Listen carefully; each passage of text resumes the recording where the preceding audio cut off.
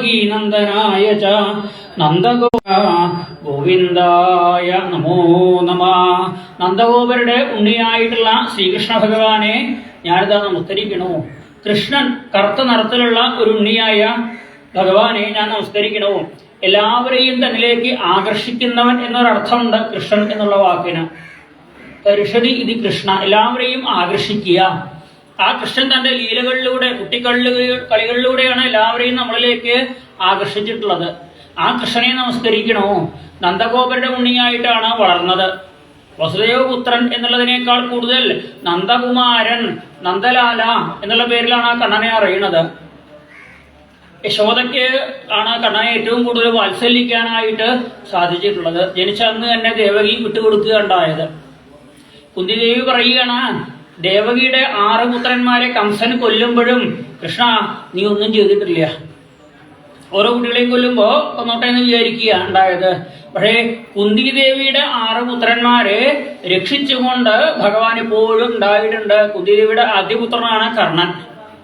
ആ കർണനെ ജനിച്ച ഉടനെ തന്നെ ലോകാപവാദം ഭയന്ന് നദിയിൽ ഒഴുക്കുക ഉണ്ടായത്. ആ കർണനെ അപ്പുറത്ത് കൊണ്ടുപോയി അതിരഥനെടുത്ത് വളർത്തി കേമനാക്കി മാറ്റി, മഹാനാക്കി മാറ്റി കർണനെ.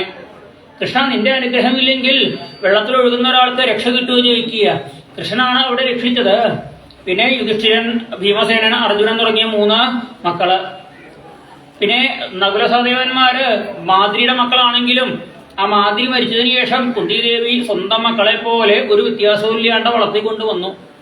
അപ്പൊ എന്റെ 6 മക്കളെയും സദാ സംരക്ഷിച്ചുകൊണ്ടിരുന്ന കൃഷ്ണ, രക്ഷ എന്നുള്ളത് നിന്നെ പ്രാർത്ഥിക്കുന്നവർക്ക് എപ്പോഴും കൂടെ ഉണ്ടാവും. നീ അത് കൃഷ്ണന്റെ ഉറപ്പ്.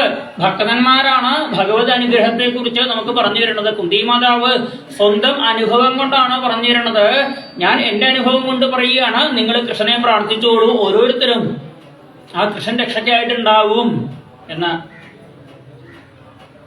ആ കൗരവന്മാരുടെ പല പല അക്രമങ്ങളിൽ നിന്നും പാണ്ഡവന്മാരെ രക്ഷിച്ചത് കൃഷ്ണനെ പ്രാർത്ഥിച്ചിട്ടാണ്.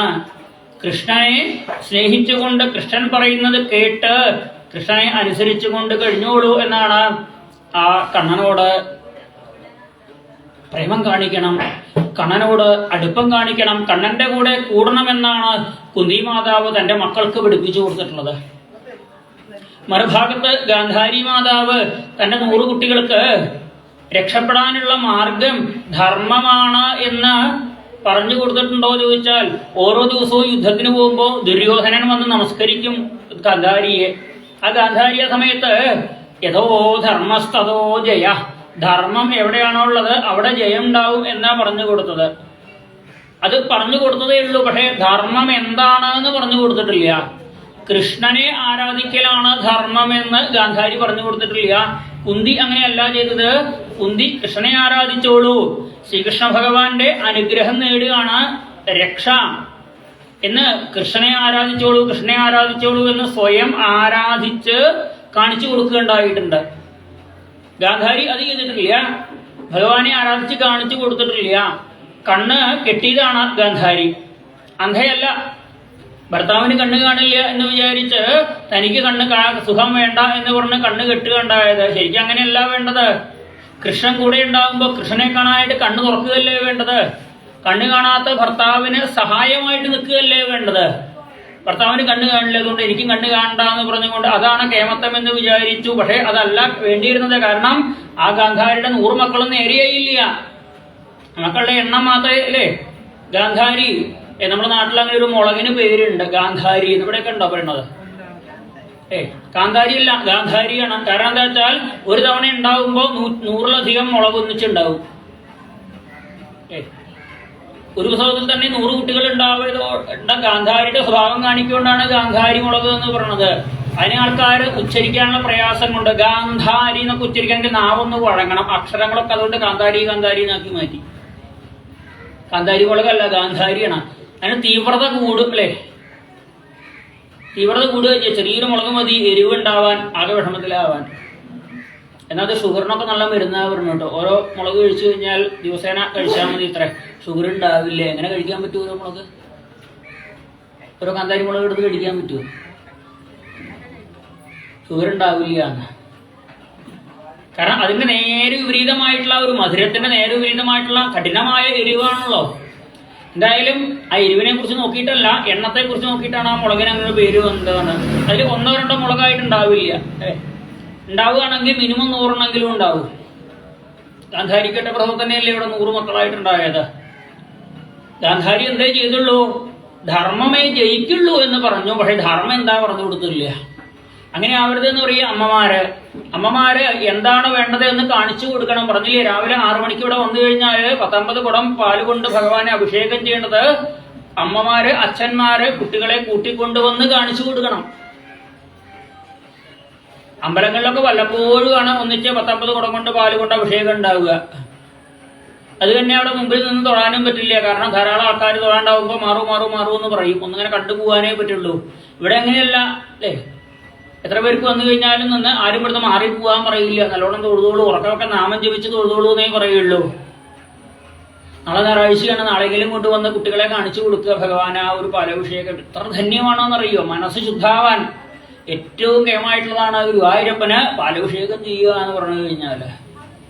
പാലഭിഷേകം ചീട്ടാക്കി കാശ് കൊടുത്താൽ മാത്രം പോരാ, അഭിഷേക സമയത്ത് നിന്ന് ഉറക്ക നാമം ജപിക്കണം. കാശ് കൊടുത്തോണ്ട് ഒരു പുണ്യം കിട്ടാൻ പോണില്ല. എത്ര വഴിപാട് കഴിച്ചിട്ടും കാര്യമില്ല, കാശ് കൊടുത്തിട്ട് പുണ്യമില്ല. ആ വഴിപാട് നടക്കുമ്പോൾ അവിടെ ഉണ്ടാവണം. ആ വഴിപാടിന്റെ ആരംഭം മുതൽ അവസാനം വരെ അവിടെ ഉണ്ടായി നിന്ന് തൊഴുത ഉറക്ക നാമം ജപിച്ചിട്ട് പരമാവധി നമുക്ക് എത്ര ശബ്ദമുണ്ടോ അത്രയും ശബ്ദത്തില് നാമം ജപിച്ചുകൊണ്ട് വേണം ആ അഭിഷേകമായാലും പൂജയായാലും എന്തായാലും തൊഴാനായിട്ട്. അവിടെ കർമ്മം ചെയ്യുന്നവര് മന്ത്രം കൊണ്ട് ചെയ്യുമ്പോ നമ്മള് നാമം കൊണ്ട് തൊഴുതു നിൽക്കണം. അത് കഴിഞ്ഞ് പ്രസാദമൊക്കെ വാങ്ങി, ദക്ഷിണ കൊടുത്ത് പ്രസാദമൊക്കെ വാങ്ങി ആ പ്രസാദം അനുഭവിക്കുമ്പോഴേ അതിന്റെ പൂർണ്ണമായ ഫലത്തെ കിട്ടുള്ളൂ. ഞാൻ വഴിപാടിന് കാശ് കൊടുത്തിട്ടുണ്ട്, ഷീട്ടാക്കിയിട്ടുണ്ട്. ഷീറ്റിന്റെ ആവശ്യമൊന്നുമില്ല. അവിടെ ഭഗവാൻ അറിയാത്തിട്ടാണോ? അത് ആരാ കഴിക്കണമെന്ന്, ആരുടെ വഴിപാടെന്ന് അറിയാൻ ഷീറ്റിന്റെ ആവശ്യമൊന്നുമില്ല. നമ്മുടെ മനസ്സും സാന്നിധ്യവുമാണ് അവിടെ വേണ്ടത്. ഇത് ആര് പറഞ്ഞു കൊടുക്കണം? അച്ഛനും അമ്മയും തന്നെ പറഞ്ഞു കൊടുക്കണം. കുട്ടികളെ കൊണ്ടുവന്ന് കാണിച്ചു കൊടുക്കണം. കുന്തി മാതാവ് കാണിച്ചു കൊടുത്തു, പറഞ്ഞു കൊടുത്തു. സ്വന്തം അനുഭവത്തിലൂടെ കൃഷ്ണൻ എപ്പോഴും രക്ഷിക്കാനുണ്ടാവും എന്ന്. ആ കുന്തിസ്തുതിക്ക് ശേഷമാണ് ഭഗവാൻ ദ്വാരകയിലേക്ക് തിരിച്ചു പോവാൻ നോക്കുമ്പോ യുധിഷ്ഠിരന് മനസ്സിന് സമാധാനമില്ല. യുധിഷ്ഠിരൻ കൃഷ്ണനോട് വന്നിട്ട് പറയുക, കൃഷ്ണ എനിക്കൊരു സമാധാനവും ഇല്ല. അപ്പൊ യുദ്ധം ജയിച്ചില്ലേ, രാജാവായി മാറിയില്ലേ, ഈ എന്താ സമാധാനക്കേട് ചോദിച്ചു. അപ്പൊ പറയുകയാണ്, ഞാൻ യുദ്ധത്തിൽ കുറെ ആൾക്കാരെ കൊല്ലുണ്ടായില്ലേ, യുദ്ധത്തില് എനിക്ക് വേണ്ടിയിട്ട് യുദ്ധം ചെയ്യാനല്ലേ കുറെ ആൾക്കാരെയൊക്കെ കൊന്നത്. അപ്പൊ അവരുടെയൊക്കെ ബന്ധുക്കൾ വന്ന് എന്നോട് ഇങ്ങനെ ചോദിക്കുന്നത് പോലെ തോന്നുന്നു എനിക്ക്. എന്താ, ഞങ്ങളുടെ മക്കളെയൊക്കെ കൊന്നിട്ട് അങ്ങ് ചക്രവർത്തിയായിട്ടിരിക്കുക അല്ലേ? സ്ത്രീകൾ വന്നിട്ട് ചോദിക്കുക, ഞങ്ങളുടെയൊക്കെ ഭർത്താക്കന്മാരെ യുദ്ധത്തിൽ കൊന്നിട്ട് അങ്ങ് രാജാവായിട്ടിരിക്കുക അല്ലേ? കുട്ടികൾ വന്നിട്ട് ചോദിക്കുക, ഞങ്ങളുടെ അച്ഛന്മാരെയൊക്കെ യുദ്ധത്തിൽ കൊന്നിട്ട് അങ്ങ് രാജാവായിട്ടിരിക്കുകയല്ലേ? ഞങ്ങൾക്ക് ഇവിടെ വീടുകളിൽ സ്ത്രീകൾക്ക് ചിലർക്ക് മക്കളെ നഷ്ടപ്പെട്ടു, ചിലർക്ക് ഭർത്താവിനെ നഷ്ടപ്പെട്ടു, ചിലർക്ക് അച്ഛനെ നഷ്ടപ്പെട്ടു. രാജാവിന് രാജ്യം കിട്ടുകയുണ്ടായത്. ബാക്കിയുള്ളവർക്ക് നഷ്ടവും രാജാവിന് മാത്രം ശ്രേയസ്സും. അത് ശരിയാണോ ചോദിക്കുക. യുധിഷ്ഠിരന്റെ ഉള്ളില് ഉള്ള ചിന്തയാണ്. കൃഷ്ണൻ പറഞ്ഞു, നമുക്ക് ഭീഷ്മരോട് പോയിട്ട് ചോദിക്കാം. ഭീഷ്മര് കുരുക്ഷേത്ര യുദ്ധത്തിന് ശേഷം മരിച്ചിട്ടില്ലേ അദ്ദേഹം? ധനുമാസം 1-ാം തീയതി തുടങ്ങിയ യുദ്ധത്തിന്റെ 10-ാം ദിവസം ശിഖണ്ഡിയെ മുൻനിർത്തിയുള്ള ആ യുദ്ധത്തില് അവിടെ വീണതേ ഉള്ളൂ. മകരമാസം ആവട്ടെ, ഉത്തരായനമാവട്ടെ, മരിക്കാന്ന് വിചാരിച്ച് കിടക്കുക. കർക്കിടക മാസം മുതൽ ധനുമാസം അവസാനം വരെ ദക്ഷിണായനാണ്, ദേവന്മാരുടെ രാത്രി സമയ. മകരം മുതൽ മിഥുനം 30-31 വരെയാണ് ആ ഉത്തരായനം ഉള്ളത്. ആ ഒരു രാത്രി അങ്ങ് ആരംഭിക്കുമ്പോ ദേവന്മാരുടെ രാത്രി ആരംഭിക്കുന്ന കാലം ആണ് കർക്കിടക മാസം. നമ്മളെന്താ ചെയ്യാറ്? സമയത്ത് രാമായണ വായനയ്ക്ക് പ്രാധാന്യം കൊടുക്കുക അല്ലേ? എന്നിട്ട് ആൾക്കാർ ചോദിക്കുന്നത്, രാത്രി രാമായണം വായിക്കാൻ പാടില്ല, അതുകൊണ്ട് ഞാൻ രാമായണം വായിക്കണില്ല. ഇവിടെ ദേവന്മാരുടെ രാത്രി തുടങ്ങുമ്പോഴാണ് നമ്മൾ രാമായണം വായിക്കണ. കർക്കിടക മാസം തന്നെ രാമായണ മാസം എന്നാക്കി മാറ്റിയിരിക്കുന്നത്. എന്നിട്ട് പകൽ സമയത്ത് സമയമില്ല, അതുകൊണ്ട് രാമായണം വായിക്കുന്നില്ല, അന്ന് രാത്രി വായിക്കാൻ പാടില്ല. അത്ര ആരെയും ഇവിടെ വാൽമീകി പറഞ്ഞിട്ടില്ല. വാൽമീകി പറഞ്ഞിട്ട് കേട്ടാൽ മതി. കാരണം രാമായണത്തിന്റെ പരിപൂർണ്ണ അധികാരം ആയിരിക്കാം? അത് എഴുതിയാൽക്കല്ല, വാൽമീകിയല്ല. അദ്ദേഹം പറഞ്ഞിട്ടുണ്ട് എവിടെയെങ്കിലും വായിക്കരുത് എന്ന്. ആരായി വായിക്കരുത് പറഞ്ഞത്? രാമായണം വായിച്ചാൽ നമ്മൾ നേരെയാവും, അതുകൊണ്ട് നമ്മൾ നേരെ ആവരുത് എന്ന് വിചാരിച്ചിട്ടാണ് വായിക്കരുത് എന്ന് പറഞ്ഞത് അല്ലേ? ഏതെങ്കിലും ഗ്രന്ഥങ്ങൾ വായിക്കരുതെന്ന് ആരെങ്കിലും പറഞ്ഞാൽ അവര് നമ്മൾ നേരെയാവരുത് എന്ന് വിചാരിച്ചിട്ടാ.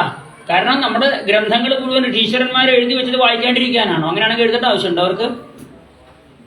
ഓരോന്നും എഴുതി വെച്ചത് നമ്മൾ വായിക്കാനും അത് വായിച്ച് പഠിക്കാനും അതിൽ നിന്ന് എന്തെങ്കിലും ഉൾക്കൊണ്ട് ജീവിതത്തിൽ അനുസരിക്കാൻ പറ്റണതനുസരിക്കുക. എല്ലാം ഒന്നും പറ്റില്ല. പറ്റണതനുസരിച്ച് സുഖമായിട്ട് ജീവിച്ചോട്ടെ എന്ന് വിചാരിച്ചിട്ടാണ്. ഏതെങ്കിലും ഗ്രന്ഥം നമ്മൾ വായിക്കരുതെന്ന് ആരെങ്കിലും പറഞ്ഞിട്ടുണ്ടെങ്കിൽ ഉറപ്പിച്ചോളൂ, നമ്മുടെ ശത്രുവാണ് അവർ. അവരുമായിട്ട് ജീവിതത്തിൽ മിണ്ടരുത്. വാട്സപ്പൊക്കെ ബ്ലോക്ക് ചെയ്യുക അവരുടെ നമ്പർ. മേലാൽ അവരുമായിട്ട് മിണ്ടരുത്. അവരെ കാണാൻ പോലും പാടില്ല. കണ്ടാൽ പോയി കുളിക്കണം. കാരണം എന്താ? നമ്മുടെ ഗ്രന്ഥങ്ങൾ വായിക്കരുത് എന്ന് പറഞ്ഞു കഴിഞ്ഞാൽ അവർ ഈ ലോകത്ത് ഇത്രയും വലിയ ദ്രോഹികൾ വേറെ ഇല്ല. കാരണം ഇത് അറിവുള്ളവർ എഴുതി വെച്ചതാ. ഈ പറയുന്നൊക്കെ എന്താ അറിവുള്ളത്? നല്ല വിവരമുണ്ട്. അത് വലുത് അറിയുന്ന ആളാണോ പറയണത്? അറിവുള്ള ഈശ്വരന്മാരാണ് നമുക്ക് ഓരോന്നും പറഞ്ഞു തന്നിട്ടുള്ളത്. അതിനേക്കാൾ അറിവുള്ളവർ പറയുകയാണെങ്കിൽ കേട്ടോളൂ. വാൽമീകിയേക്കാൾ അറിവുള്ളവര് രാമായണത്തെ കുറിച്ചൊക്കെ പറയുകയാണെച്ചാൽ കേട്ടോളൂ. അരുതെന്ന് പറഞ്ഞിട്ടുണ്ടെങ്കിൽ വായിക്കൂ എന്ന് പറയാൻ എത്രയോ ആൾക്കാരുണ്ട്.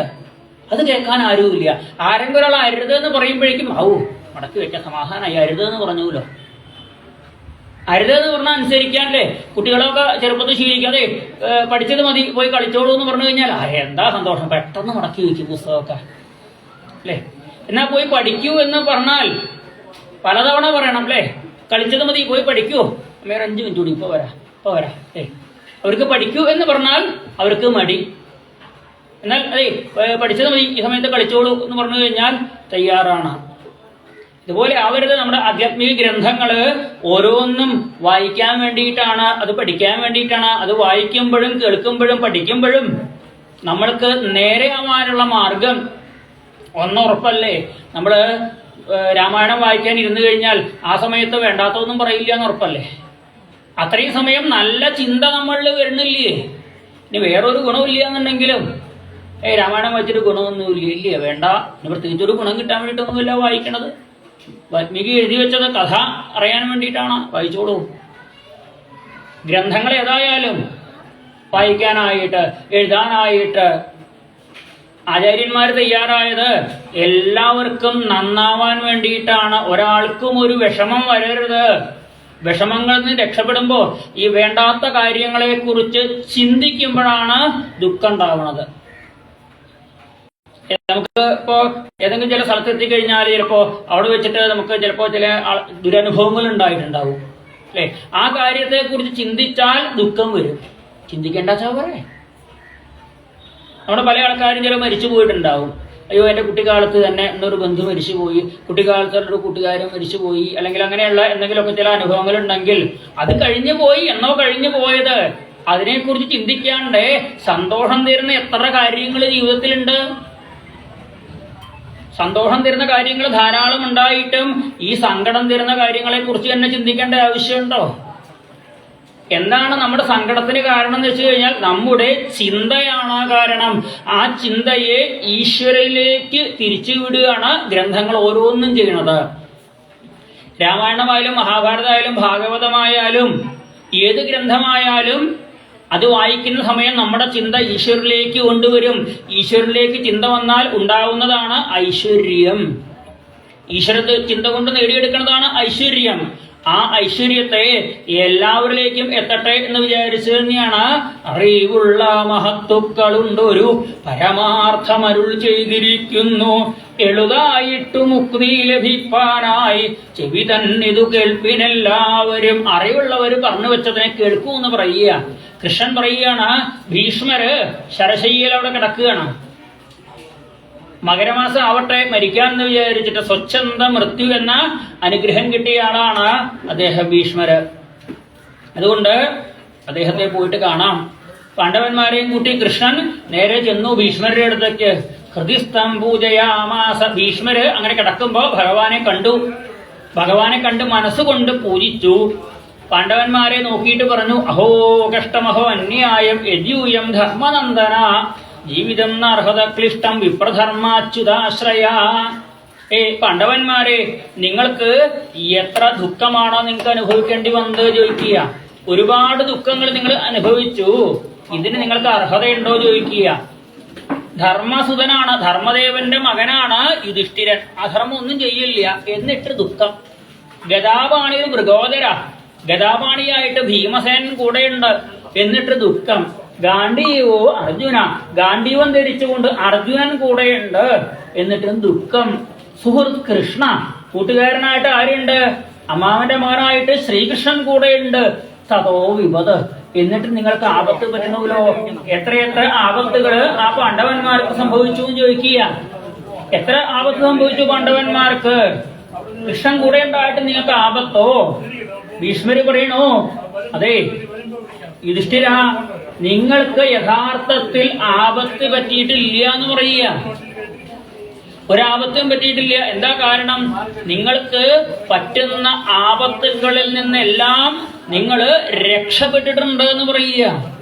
എന്തൊക്കെ ആപത്ത് നിങ്ങൾക്ക് വന്നുവോ ആ ആപത്തിൽ നിന്നെല്ലാം നിങ്ങൾ രക്ഷപ്പെട്ടിട്ടുണ്ട്. ആ രക്ഷപ്പെടാൻ കാരണം എന്താണെന്നറിയോ? ശ്രീകൃഷ്ണ ഭഗവാൻ നിങ്ങളുടെ കൂടെ ഉള്ളത് കൊണ്ട് എന്ന് പറയുക. കൃഷ്ണൻ നിങ്ങളുടെ കൂടെ ഉള്ളത് കൊണ്ടാണ് നിങ്ങൾ എല്ലാ ആപത്തിനും രക്ഷപ്പെട്ടത്. ഭീമന് വിഷം കൊടുത്തില്ലേ കൗരവന്മാര്? ഭീമൻ മരിച്ചു? ഭീമൻ മരിച്ചില്ല. കുട്ടിക്കാലത്ത് ഭീമനെ കൊല്ലാൻ വേണ്ടി ഭീമൻ ആഹാരം വലിയ ഇഷ്ടമാണ്. ആഹാരം മുമ്പിൽ കിട്ടിക്കഴിഞ്ഞാൽ വേഗം അങ്ങോട്ട് കഴിക്കും അല്ലെ? കുറേശ്ശെ നമ്മളെ പോലെ തന്നെയാണോ പറയുക? നമ്മളെങ്ങനെ ആഹാരം മുമ്പിൽ കിട്ടിയ പിന്നെ കുറെ കഴിഞ്ഞിട്ടാണോ കഴിക്കുക? വിളമ്പി ഇനി ഒരു 10 മിനിറ്റ് കഴിയട്ടെ വിചാരിക്കാറുണ്ടോ? വിളമ്പാൻ പോലും സമയം കിട്ടാറില്ല അല്ലെ? ആദ്യം ഉപ്പേരിയ വിളമ്പി വെച്ചാൽ ആദ്യം അത് വാരി കഴിക്കും. ചോറ് വരണ്ടേ? ചോറ് പിന്നെ വന്നോട്ടെ. കിട്ടിയത് വാരി കഴിക്കും. അങ്ങനെ കഴിക്കാൻ പാടില്ല കേട്ടോ.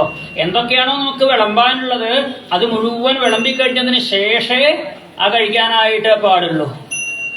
ഭീമനും വേഗത്തിൽ നല്ല ഭക്ഷണം കഴിക്കുന്ന ആളാ. അതുകൊണ്ട് ഭീമന് കൊടുക്കാനുള്ള ചോറില് വിഷം ചേർത്ത് കൊടുത്തു ഇത്രേ. ഇതിന് ഭീമൻ മയങ്ങി വീണപ്പോ വിഷം അകത്ത് ചെന്ന് കഴിഞ്ഞാൽ മയങ്ങും. ഭീമനെ നദിയിൽ കൊണ്ടുപോയി ഇട്ടു. ഭീമൻ താന്ന് പോയി കുട്ടിയാവണ കാലത്ത്. നാഗലോകത്തെത്തിയപ്പോ നാഗങ്ങള് ആ ഭീമനെ പോയിട്ട് കൊത്തിയപ്പോ ഭീമന്റെ ഉള്ളിലുള്ള വിഷം നിർവീര്യമായിട്ട് മാറി. ഒരു വിഷത്തിന് മരുന്ന് വേറൊരു വിഷം തന്നെയാണ്. അപ്പൊ ഭീമന്റെ ഉള്ളിലുള്ള വിഷമൊക്കെ നിർവീര്യമായിട്ട് മാറി പാമ്പുകൾ കൊത്തിയപ്പോ വാസുകി കൊണ്ടുപോയി അനുഗ്രഹിച്ചു, ഇനി ഒരു വിഷവും ഭീമന് ഏൽക്കില്ല എന്ന്. അങ്ങനെ ഒരു അനുഗ്രഹമാണ് കൊടുത്തത്. ഒരു വിഷവും ഭീമന് ഏൽക്കില്ല എന്നുള്ള അനുഗ്രഹം കൊടുത്തിട്ട് പറഞ്ഞേക്കുകയുണ്ടായത്. പാഞ്ചാലിയുടെ സാരി പിടിച്ചഴിക്കാൻ നോക്കി, സാരി അഴിഞ്ഞു വീണു. അവിടെ അഴിഞ്ഞു വീണില്ല. എന്തേ? പാഞ്ചാലി കൃഷ്ണനെ വിളിച്ചപ്പോഴേക്കും വേണ്ടതധികം കൗരവന്മാരിലെ ഏറ്റവും ശക്തൻ ദുശ്ശാസനാണ്. മൂത്ത ആള് ദുര്യോധനാണെങ്കിലും കുറച്ചൊരു ശക്തി ദുശ്ശാസനാണ്. പാണ്ഡവന്മാരിലും അതെ അല്ലെ? പാണ്ഡവന്മാരിലെ രണ്ടാമത്തെ ആളായിട്ടുള്ള ഭീമസേനാണ് ശക്തി കൂടുതൽ. അവിടെ ദുശ്ശാസനൻ തന്റെ ശക്തി മുഴുവൻ ഉപയോഗിച്ച് വലിച്ച് വലിയൊരു പർവ്വതത്തെയോ എന്തെങ്കിലും സാധനത്തെ വലിച്ചു കൊണ്ടുപോകില്ല. ഒരു പെണ്ണ് ഉടുത്തിരിക്കുന്ന സാരിയെ വലിച്ചഴിച്ചിട്ട് ദുശ്ശാസനം തളർന്ന് വീണു അവിടെ. എന്നിട്ട് സാരി കഴിഞ്ഞിട്ടില്ല. ആരെ ഈ രീതിയിൽ രക്ഷിച്ചത് ചോദിക്കുക? കൃഷ്ണൻ കൂടെ ഉണ്ടാവുകൊണ്ടാണ്. ദുർവാസ മഹർഷിയുടെ ശാപം കിട്ടാൻ നോക്കി. ദുർവാസ മഹർഷി ഭക്ഷണം കഴിക്കാൻ ചെന്നു. പാഞ്ചാലി ഭക്ഷണം കഴിച്ച അക്ഷയപാത്രത്തിൽ ബാക്കിയൊന്നും ഉണ്ടാവില്ല. അതറിയാണ്ട് യുധിഷ്ഠിരൻ കുളിച്ചു വന്നോളൂ ഭക്ഷണം കഴിക്കാന്ന് പറഞ്ഞു. കുളി കഴിഞ്ഞ് വന്നപ്പോഴേക്കും പാഞ്ചാലിയാക്കി കുളിക്കാൻ പോയി. ദുർവാസ മഹർഷി ശിഷ്യന്മാരും കുളിക്കാൻ പോയിട്ടുണ്ട്. അവർ വരുമ്പോഴേക്കും ഭക്ഷണം വേണം. അയ്യോ, ഞാൻ ഭക്ഷണം കഴിച്ച പാത്രം കഴുകി വെച്ചുല്ലോ എന്ന് പറഞ്ഞു പാഞ്ചാലി. അതോടുകൂടി ആകെ വിഷമത്തിലായി. എന്താ വേണ്ടത്? കൃഷ്ണ സ്വതവേ ദേഷ്യമുള്ള ആളാണ് ദുർവാസ മഹർഷി. ഇനി അദ്ദേഹത്തിന് ഭക്ഷണം സമയത്ത് കിട്ടിയില്ല എന്നുണ്ടെങ്കിൽ ശവിക്കില്ലേ? വിളിക്കേണ്ട അയാളെ വിളിച്ചു. ആരെ? ശ്രീകൃഷ്ണ ഭഗവാനെ വിളിച്ചു. കൃഷ്ണൻ ഓടി വന്നിട്ട് പറഞ്ഞു, പാഞ്ചാലി വിശന്നിട്ട് പോയി, എന്തെങ്കിലും തരുമോ? കൃഷ്ണ ദുർവാസ മഹർഷിക്കും ശിഷ്യന്മാർക്കും ഭക്ഷണം കൊടുക്കാൻ ഒന്നുമില്ലാണ്ടേ കൃഷ്ണനെ വിളിച്ചത്. അപ്പൊ കൃഷ്ണൻ പറയുക, എനിക്കും കൂടി വേണം ഭക്ഷണം എന്ന്. എന്തെങ്കിലും പാത്രത്തിൽ ബാക്കി ഉണ്ടാവും. ഇല്ല, ഞാൻ പാത്രം ഭംഗിയായി കഴുകി വെച്ചിട്ടുണ്ട് എന്ന് പറഞ്ഞു. എടുത്തു കൊണ്ടുവരാൻ പറഞ്ഞപ്പോ ആ പാത്രത്തിന്റെ ഒരു വശത്ത് ഒരു ചീരയില ഒട്ടിപ്പിടിച്ചിരിക്കുന്നുണ്ടായിരുന്നു. ഇതുണ്ടല്ലോ എന്ന് പറഞ്ഞു. ഈ ഇല കൊണ്ട് എന്താവാനാ ചോദിച്ചു. പണ്ടൊരിക്കൽ പാണ്ഡവ മഹിഷിയുടെ ശാഗോദനമുണ്ടു നാം ഇന്നു ഭവാന്റെ പൃഥുകം തിന്നു. രണ്ടുകൊണ്ടും ഉണ്ടായോളം സുഖവും സംതൃപ്തിയുമേ. കുചേലനോട് കൃഷ്ണൻ പറയുന്നുണ്ട്, പണ്ട് പാഞ്ചാലി തന്നതായിട്ടുള്ള ആ പാത്രത്തിലെ ചീരയുടെ ഇലയുണ്ടല്ലോ, എന്ത് സ്വാദായിരുന്നു എന്ന് അല്ലേ. വിശക്കണം നമുക്കൊരു ചീരയുടെ ഇല കിട്ടിക്കഴിഞ്ഞാൽ വിഷമാറുവോ? പക്ഷെ പാഞ്ചാലി കൊടുത്തത് പ്രേമത്തോടു കൂടിയാണ് കണ്ണനെ വിളിച്ചത്. ആ ഇലയെടുത്ത് കുറച്ച് വെള്ളവും ചേർത്ത് കഴിച്ചപ്പോഴേക്കും ശ്രീകൃഷ്ണ ഭഗവാന്റെ മാത്രമല്ല, ദുർവാസ മഹർഷിയുടെയും 10,000 ശിഷ്യന്മാരുടെയും എന്ന് മാത്രമല്ല, അന്ന് ലോകത്ത് ജീവിച്ചിരിക്കുന്ന സകല ജീവജാലങ്ങളുടെയും വയറ് നിറഞ്ഞു എന്ന് പറയുക. അന്ന് വന്ന് രക്ഷിച്ചത്, ദുർവാസാവിന്റെ ശാപത്തിന് രക്ഷിച്ചത് കൃഷ്ണനാണ്. തപസ് ചെയ്യുന്ന അർജുനന്റെ നേരെ മൂകാസുരനെ പറഞ്ഞയച്ചു ദുര്യോധനൻ. അവിടെ പരമേശ്വരനെ കിരാതമൂർത്തിയായിട്ട് പറഞ്ഞയച്ച് രക്ഷിച്ച് ആ പാശുപതാസ്ത്രം കൊടുപ്പിച്ചത് കൃഷ്ണനല്ലേ ചോദിക്കുക. ഭീഷ്മര് പറയുക, പാണ്ഡവന്മാരെ, ഈ കൃഷ്ണനെ ശരിക്കും മനസ്സിലായിട്ടില്ല നിങ്ങൾക്ക് അല്ലേ? അത്ര പെട്ടെന്ന് മനസ്സിലാവില്ല കൃഷ്ണനെ. ഈ കൃഷ്ണൻ ചിലപ്പോ വല്ലാണ്ട് ആരാധിക്കുന്നവരെ ചിലപ്പോ അധികം കഷ്ടപ്പെടുത്തും. ഇത്രയൊക്കെ ആരാധിച്ചിട്ടൊക്കെ എന്താ അവർക്ക് ഈ കഷ്ടം വരാൻ കാരണം? ആർക്കും ഒരു ഉപദ്രവം ചെയ്തില്ലല്ലോ. എന്നും നെയ്യാറ്റിൻകര കൃഷ്ണനെ പോയിട്ട് തൊഴുന്ന ആളാണല്ലോ. എന്നും പൂജാമുറിയിൽ ഇരുന്ന് കുറെ നാമം ജപിക്കുന്ന ആൾക്ക് എന്തെങ്ങനെ ദുരിതം വരാൻ കാരണം എന്ന് ചിലപ്പോ നമുക്ക് തോന്നും. ഭഗവാൻ, കുന്തിദേവി, ഭീഷ്മര് തുടങ്ങിയ ഭക്തന്മാര് പറയണു, ഭഗവാൻ സങ്കടം തരുന്നുണ്ടെങ്കിൽ അത് ഭഗവാന് സ്നേഹമുള്ളവർക്കാണ് സങ്കടം കൊടുക്കുക. കാരണം എന്താ വെച്ചാൽ അവര് മറ്റു വിഷയങ്ങളിലൊന്നും ശ്രദ്ധിക്കില്ല, എപ്പോഴും ഭഗവാനെ തന്നെ ചിന്തിച്ചുകൊണ്ടിരിക്കും. നമുക്ക് സുഖസൗകര്യങ്ങൾ ഉണ്ടായിക്കഴിഞ്ഞാൽ നമ്മൾ ആ സുഖസൗകര്യങ്ങളിൽ മുഴുകി ഭഗവാനെ തൊഴാൻ പോവാണ്ടിരിക്കും. അമ്പലത്തിലേക്ക് നടന്നു പോയിരുന്ന ആളാണ്, ബൈക്ക് വാങ്ങിയപ്പോ ബൈക്കിനെ പോവുള്ളൂ തൊഴാൻ. മുമ്പ് നടന്നു പോയിരുന്ന ആളാ, ബൈക്കിൽ പോകുമ്പോ എന്തായി, ഇന്ന് മഴയാണ്, അതുകൊണ്ട് മഴ നനഞ്ഞുകൊണ്ട് അമ്പലത്തിൽ ബൈക്ക് ഓടിക്കാൻ പറ്റില്ലല്ലോ, അതുകൊണ്ടൊന്ന് പോണ്ട. ബൈക്കില്ല എന്നുണ്ടെങ്കിൽ മഴയത്ത് കുട പിടിച്ച് പോയിരുന്ന ആളാ. എന്നാ ഇന്ന് ബൈക്ക് വാങ്ങിയപ്പോ ബൈക്കിന് പോകണ്ടെന്ന്, മഴയല്ലേ, കുട പിടിച്ച് നടന്നു പൊക്കോളൂ. ഇല്ല, ഞാൻ ഇപ്പൊ നടക്കാറില്ല, കുറെ ദിവസമായിട്ട് നടക്കാറില്ല, ബൈക്കിനാ പോകാറ്. അതുകൊണ്ട് എന്തുണ്ടായി, അമ്പലത്തിൽ തോള് നിർത്തി. ബൈക്ക് എന്നൊരു സുഖം ഭഗവാൻ തന്നപ്പോഴല്ലേ അവിടെ തോള് നിർത്തിയത്. അതില്ലാത്ത കാലത്ത് എന്ന് നടന്നു പോയിരുന്നു. സുഖസൗകര്യങ്ങൾ വരുമ്പോ ആ സുഖസൗകര്യങ്ങളിൽ മുഴുകണോ. വീട്ടിലെന്തെങ്കിലും വിരുന്നുകാർ വന്നു കഴിഞ്ഞാൽ, അയ്യോ ഒന്ന് വിരുന്നുകാരുണ്ട് അതുകൊണ്ട് എന്തോ ഒഴിവാക്കാം, ഇഡ്ഡലി ഉണ്ടാക്കി ഒഴിവാക്കാൻ പറ്റുമോ? വിരുന്നുകാർ വന്നാലും ഒഴിവാക്കാൻ പറ്റുമോ? ഇല്ല. കുളിക്കൽ ഒഴിവാക്കാൻ പറ്റുമോ? ഡ്രസ് ഇസ്ത്രീയിൽ ഒഴിവാക്കാൻ പറ്റുമോ? ഒഴിവാക്കാൻ പറ്റിയത് അമ്പലത്തിൽ പോക്കേ ഉള്ളൂ അല്ലേ. എന്തേ അമ്പലത്തിലേക്ക് പോയില്ല? എന്ത് വിരുന്നുകാരുണ്ടായിരുന്നു, കണ്ടോ അമ്പലത്തിലേക്ക് പോയില്ല? അങ്ങനെയാണെങ്കിൽ വിരുന്നുകാരെ വരുത്തരുത് വീട്ടിലേക്ക്. നമ്മുടെ ഈശ്വരാരാധന മുടക്കിയതാരാ? വിരുന്നുകാര്. ആട്ടി പുറത്താക്കുകയല്ലേ വേണ്ടതവരെ. അല്ലെങ്കിൽ എന്ത് വേണം, ഏത് വിരുന്നുകാര് വന്നാലും ഞാൻ എൻ്റെ കണ്ണനെ കാണൽ മുടക്കിയിട്ട് ഒരു വിരുന്നുകാരുടെ സ്വീകരിക്കലും ഇല്ല കേട്ടോ. കാരണം വിരുന്നുകാർ ഇന്ന് വന്നു നാളെ പോകും. ഈ ഇരിക്കുന്ന ആള് എന്നുള്ളതാ. ഈ ആളുടെ കാര്യം കഴിഞ്ഞിട്ടേ ഏത് വിരുന്നുകാരും ഉള്ളൂ, ഏത് വീട്ടുകാരും ഉള്ളൂ. അങ്ങനെ സ്നേഹിക്കാറായിട്ടുണ്ടോ കണ്ണനെ? എങ്കിൽ അവർക്ക് ദുഃഖം എന്ന് പറഞ്ഞത് ഉണ്ടാവില്ല ജീവിതത്തില്.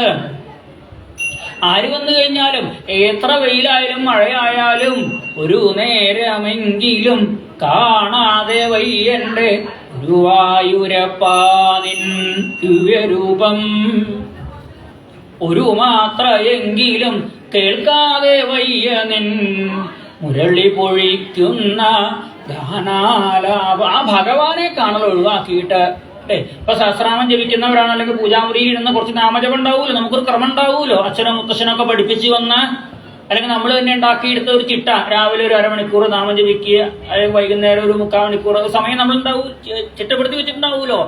എന്തൊക്കെ വന്നു കഴിഞ്ഞാൽ ഇനിയിപ്പോ തീവണ്ടിയിൽ യാത്ര ചെയ്യുകയാണെങ്കിലും ആ തീവണ്ടിയിലിരുന്ന ഞാൻ ആ നാമജപം ചെല്ലിയിരിക്കും.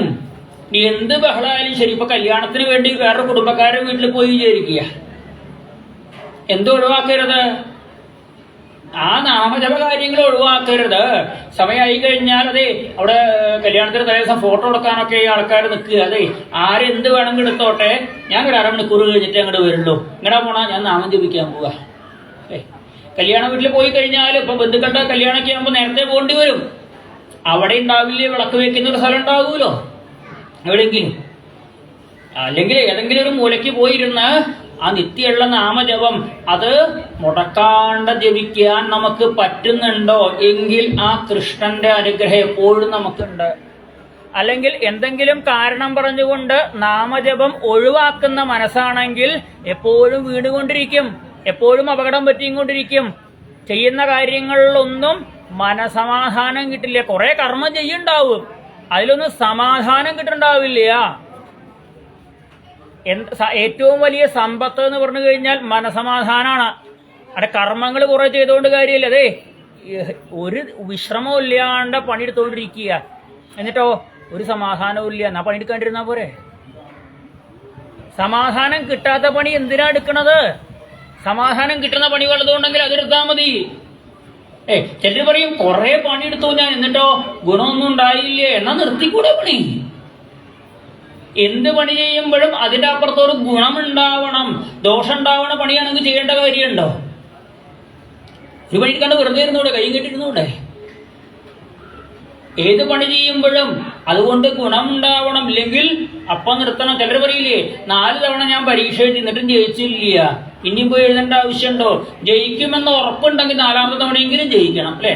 നല്ലവണ്ണം പഠിച്ച് 1ാമത്തെ തവണ ശ്രദ്ധിച്ചില്ല, ഒരുവിധം അങ്ങനെ പഠിച്ച് ജയിക്കുന്നു വിചാരിച്ചു, 2ാമത്തെ തവണ നല്ലോണം ശ്രമിച്ചു, എന്നിട്ട് ജയത്തിന്റെ അടുത്തെത്തിയതേ ഉള്ളൂ. 3ാമത്തെ തവണയും അതിൽ കൂടുതൽ പിന്നെ ശ്രമിക്കരുത്, പിന്നെ നമുക്ക് പറ്റില്ല എന്ന് പറഞ്ഞുകൊണ്ട് ഒഴിവാക്കണം. ഒന്നുകിൽ നമുക്ക് തിരുത്താൻ പറ്റുന്നതാണെങ്കിൽ തിരുത്തുക, അല്ലെങ്കിൽ ഒഴിവാക്കുക. അല്ലാതെ ഏതൊരാളെ നേരെയാക്കാൻ വേണ്ടി നമ്മളെ തന്നെ നേരെയാക്കാൻ.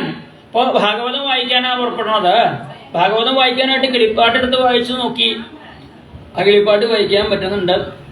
അപ്പോഴാണ് ഭാഗവതം മൂലഗ്രന്ഥം സംസ്കൃതം വായിച്ചോളൂ എന്ന് ആചാര്യൻ പറഞ്ഞത് കേട്ടത്.